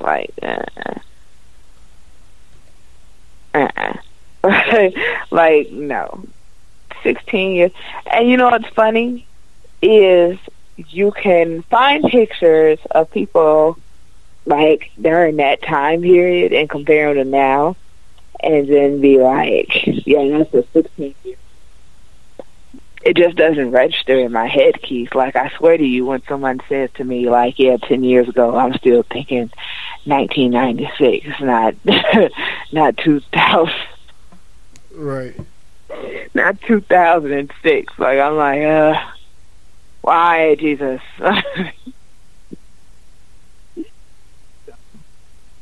It's pretty old. It's pretty old. Okay. All right. Yeah. We'll go from there. Because we got some other stuff that we're going to talk about. There's something you posted on Facebook today that I thought was kind of funny, and we'll get to that later. Well, I talked about that. How nobody said 2017 is their year. Because 2016 is hovering all of us. Keith, I swear to you, at first when I read that, I was like, somebody is extra petty. But then I realized that there has not been one person on my timeline that has said those words. Like, no one on my timeline has said that 2017 is their year. They haven't been like, yeah, 2017 is my year. I'm claiming it. You know, this going to be my and blah, blah, blah. Nobody. There ain't no goals. There ain't no, I'm going to do this, and this, and nothing. Like, nothing. Everybody on my Facebook right now is just talking as if it's just a normal day and the year ain't finna end like next week. Like, they're not even discussing it. It's not happening. And so I was like, man, people don't realize how true this is. Like, so. So on a positive note in the wrestling world, local Georgia promoter Bill Behrens, one of the guys that I communicate with from time to time, fun guy to get to know, talk to. He runs NWA Anarchy, who hosted me and Keisha one weekend. He is profiled by. We have to go back to that. Yeah, we do got to go back up to Anarchy and take some pictures. We have to go back to that. That was fun. Hey, I still need to get that DVD because you know we was at a pay-per-view. We was at a pay-per-view, like. Yeah, I didn't realize that was a pay-per-view. Yeah, it's kind of funny because I'm on like the second row of Mercury Rising for Dragon Gate, which was a pay-per-view too. Like, there's a few shows that really? like that we were there. Yeah, and the funny thing with that one, that's the one I told you. Ambrose was there when he was John Moxley. In like the second match. Yeah. Luke Harper is there as Brody Lee. Neville is there as Pac. Austin Aries is there. Like it's a weird thing like 5 years ago where all these people were at. Rich Swann was there. You know what I mean? Like now the list keeps going on. More and more people, you know what I mean, have became somebody. But yeah, Bears is profiled by CBS Local as a wrestling super agent. And they talk about how he has, because, you know, he used to, basically when it was NWA Wildside, it was a Deep South Wrestling. They did like basically a training ground. It was kind of like a satellite training facility for WWE. Miz came down there and trained at that facility and a few other people. But AJ Styles, who coincidentally is from Gainesville, which is not far from Cornelia, where everything is located. He helped broker AJ's deal to get him to the WWE. So I just, wow. It's a good article. I got it put on our Facebook page. I'm gonna throw it on the Twitter. He works with Scott Hall. He works with X-Pac. He works with the Briscoes. He works with a lot of guys at ROH. So I'm going to basically post that to our Facebook and some of our other places where y'all can read it, man. Check out one of the guys who works really hard behind the scenes in the wrestling business. The Ric Flair 30 for 30 trailer is out. Rick posted on his Facebook page. And I've seen it, but it really, and honestly, it doesn't show much. No. Like, the one that if we both watched the same thing, it doesn't show much. It doesn't really show much of anything. You know, so you really will still just literally have to watch it. No, I mean, you got to watch it. I mean, but Here's what I would say. I told y'all before when they announced that it was happening. Be prepared, man, for the roller coaster. Yeah. Just understand that there's going to be a lot of emotions there. And your heroes are going to have some issues. So, some serious issues. Yeah. So it's going down. So we're there. Now I got a little bit of sad. And then I'm gonna come back for some happy.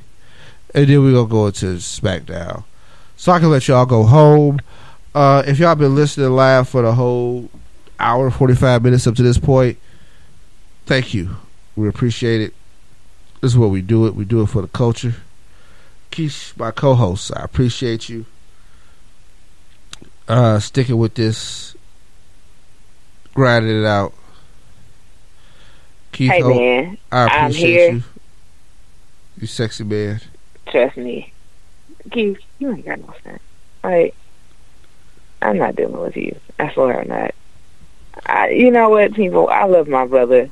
I do, and I have to honestly say, like, he just exemplifies an example of how crazy we all really are. I mean, seriously, like, we are just absolutely out of our minds around here.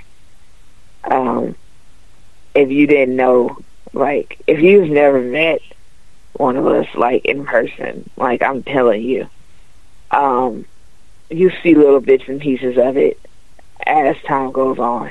Because at first it's like, hey, you know, my name's such and such, how you doing, this and the third, blah, blah, blah. But then, like, give it a good year, and within, like, 6 months, you've already seen, like, 3 sides of crazy from one of us. So, we're pretty awesome people, but at the same time, you know, and my wonderful brother Keith, he definitely has showed his ass tonight. Like, so I'm definitely all looking forward, though. I am. Oh no, I haven't really clowned that hard yet. I have not clowned that hard yet. No, we're not even gonna even try and get close to that. Okay, so with that being said, now Keith's now about to make it even sadder. Like, it was already about to be sad, but I'm about to make it sadder because that's just gonna sound. Don't do that. Okay, look. No, we gotta get through this part. So more details came out about the death of China.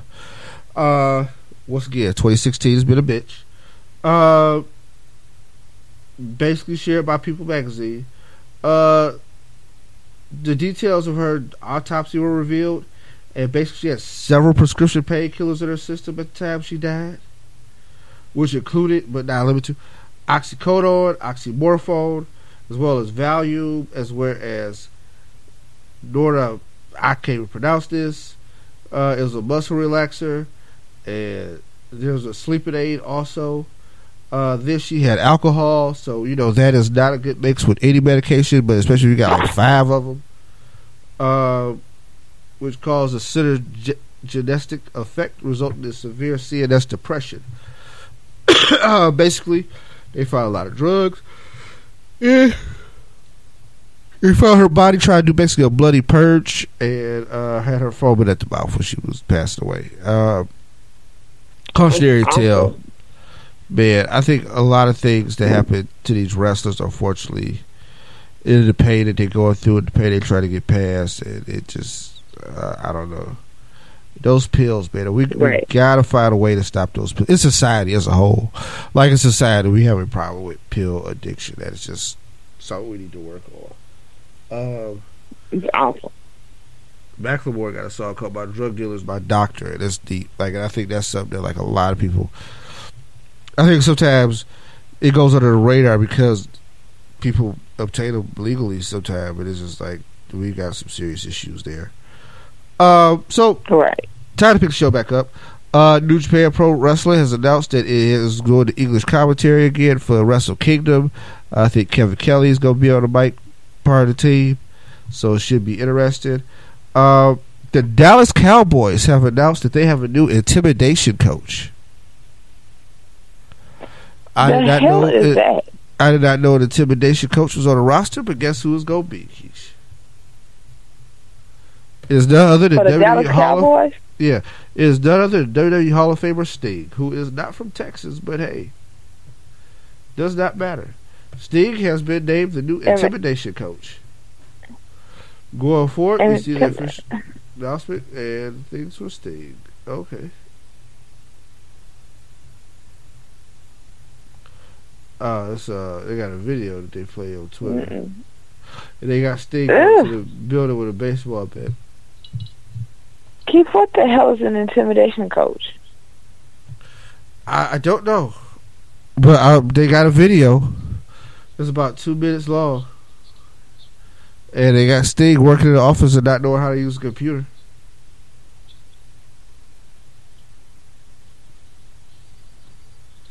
I don't know what the hell possessed them to hire an intimidation coach, but I'm still trying to figure out what that is. Like, what is their job? What's in their job description? Like, what do they do exactly? Like,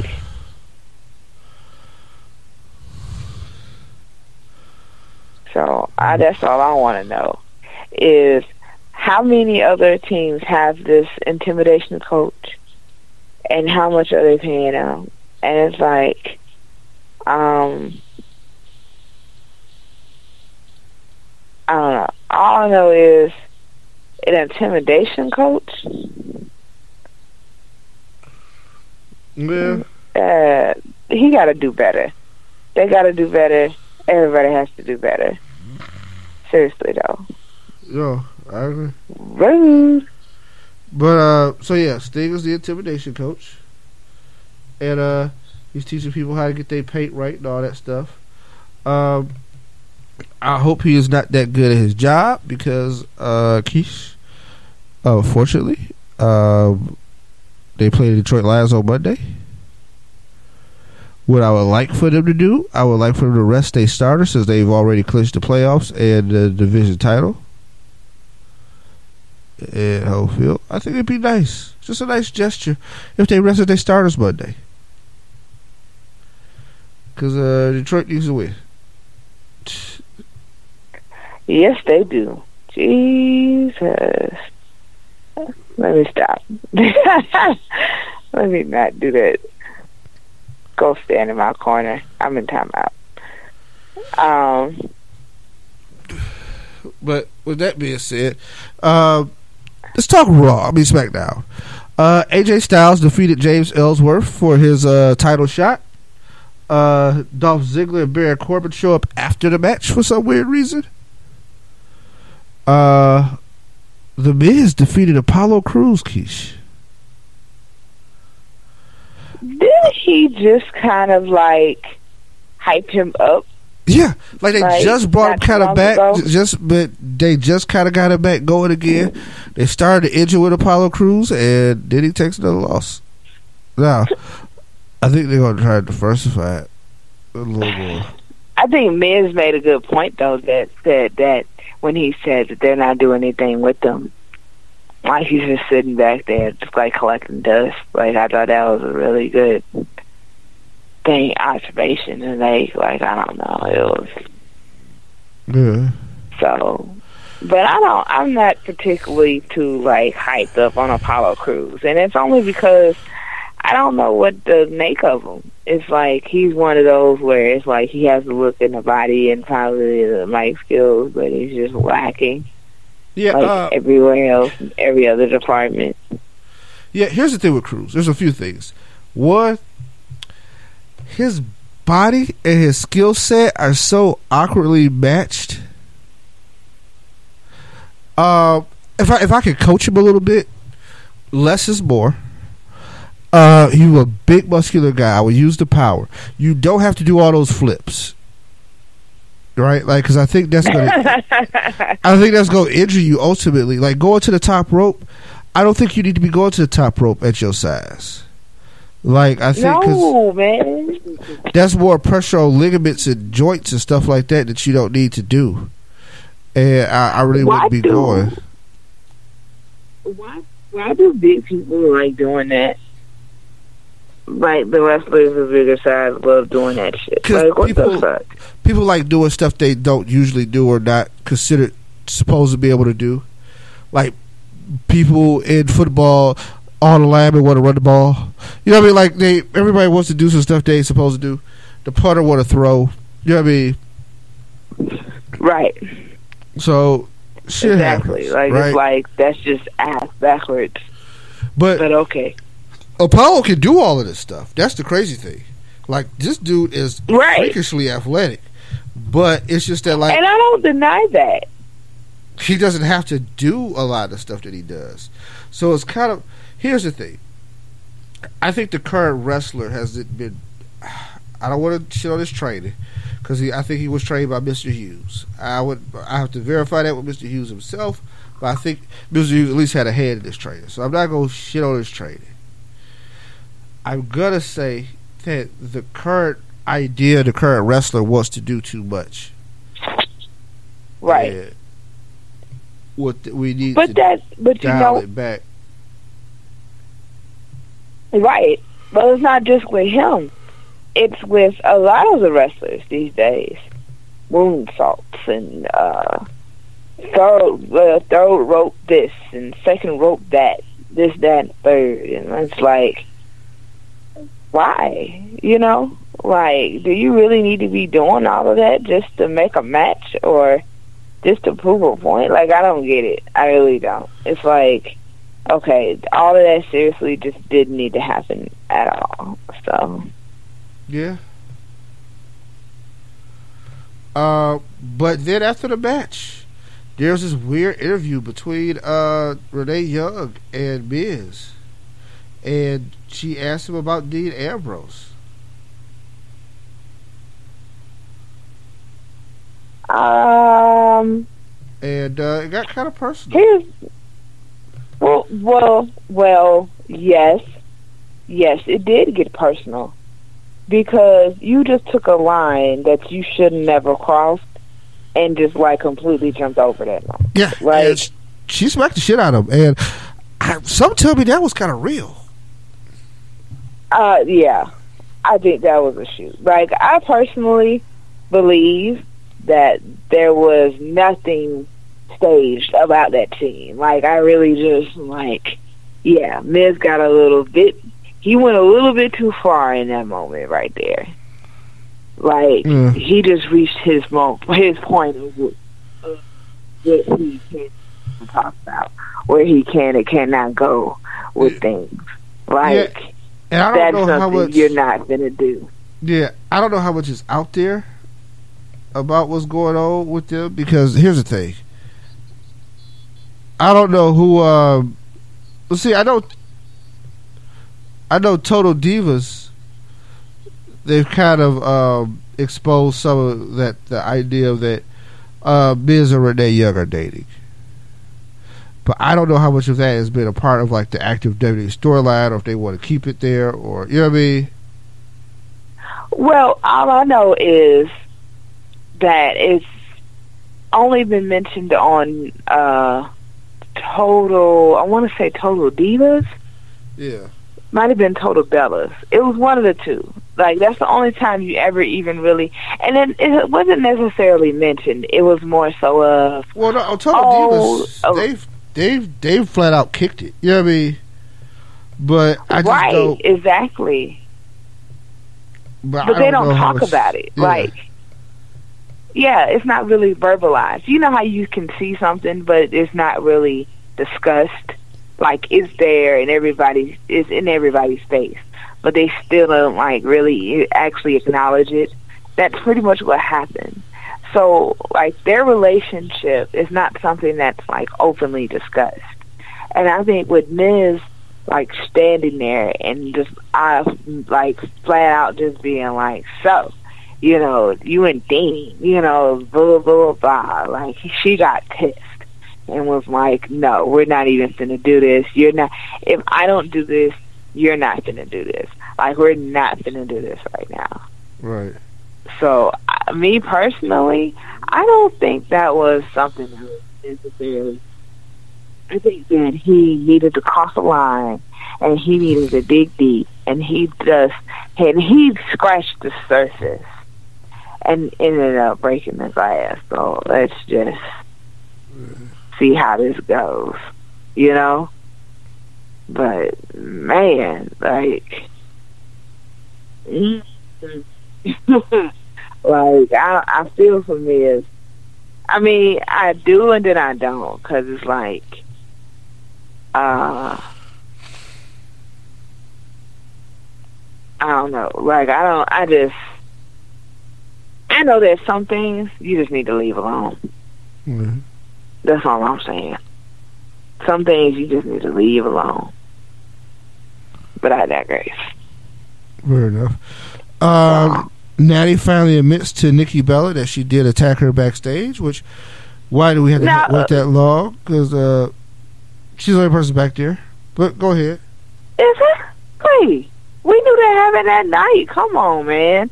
You would be dumb if you thought it was somebody else. Like, seriously. Come on, for real. Anyway, what else happened on SmackDown? Because I don't even want to get into that catastrophe that we call. That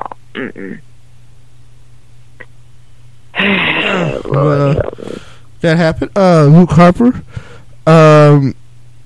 Dean Ambrose defeated Luke Harper in a one-on-one match. Then the Wyatt family decided they was jumping Dean Ambrose. And then Miz came and picked up the bones. And let's Dean Ambrose has no friends on SmackDown at all. Mm-hmm.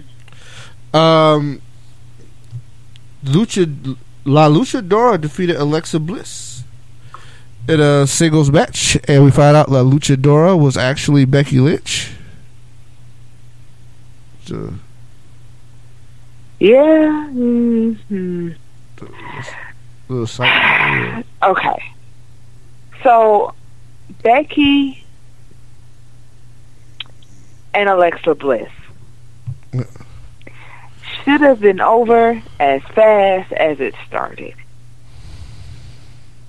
But since we're talking about SmackDown and the women's division, it's probably going to go on for like a good another month and a half. Like, all I'm saying is they need to destroy this thing between them two and be over and done with.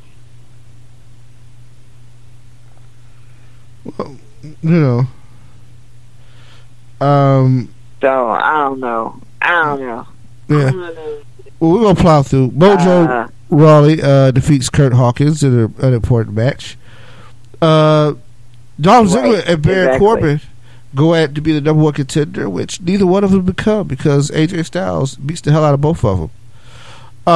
Daniel Bryan has determined that what's going to happen is next week at the year-end SmackDown, they're going to produce a television tournament. So that will happen, and that's prior to Royal Rumble. Is it?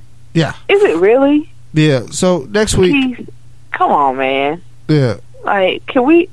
Is this for real? Yeah. So next week on Tuesday, like, actually, I'm not. The SmackDown brand is really loading up. I guess they try to do a big year-end show because if you got the triple threat for the title and they got a fatal four-way for the for the tag team belts. Like, I think they really try to put together a big show and go out with a big bang on Tuesday for the end of 2016. I commend them for it. Like, why wouldn't you want to go out that way? You know? Why wouldn't you want to end the year on, like, the highest note ever? Like, I personally agree with this.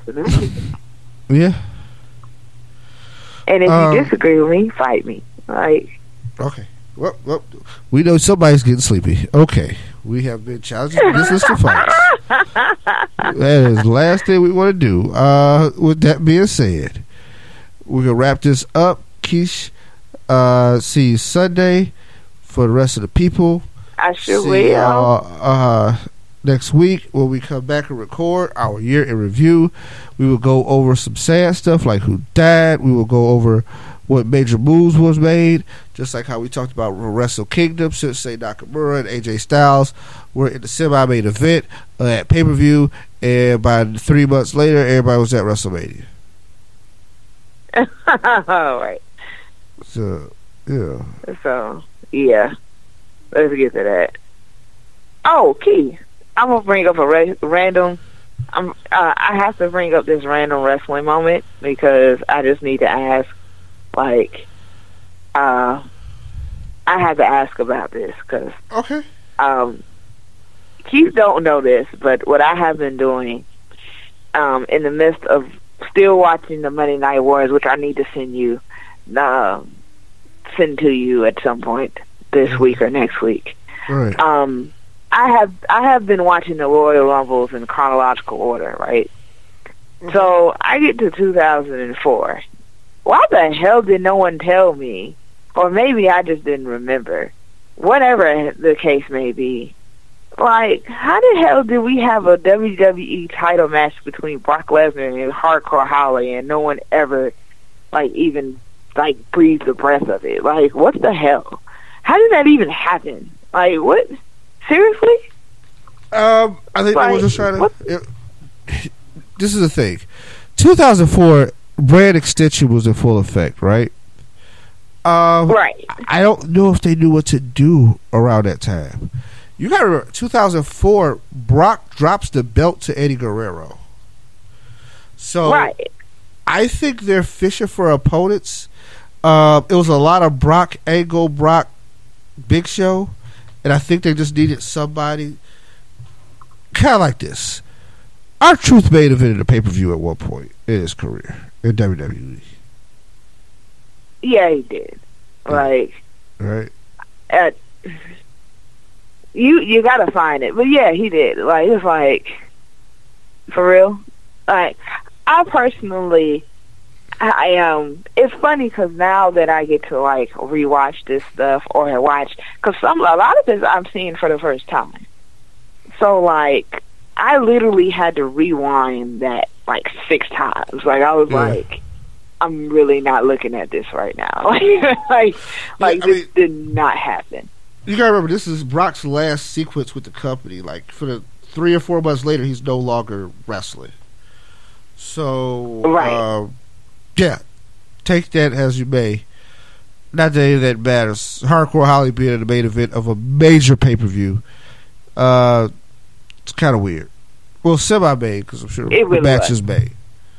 That is the year Chris Benoit was the Royal Rumble, a.k.a. Family Killer. Yes. He went in at number 1, and he actually won. He was the second man to do it in history. I don't even think, of course, they don't mention that anymore. But yeah. So that happened, and there was something else that I realized too. Shelton Benjamin was the Intercontinental Champion for 3 Royal Rumbles? Like, what the fuck? I was like, seriously? Like, I think it was 2 in a row. Like, he was the reigning Intercontinental Champion when he entered the Royal Rumble. I was like, seriously? Like, I don't know. Anyway, this is me being random as all hell.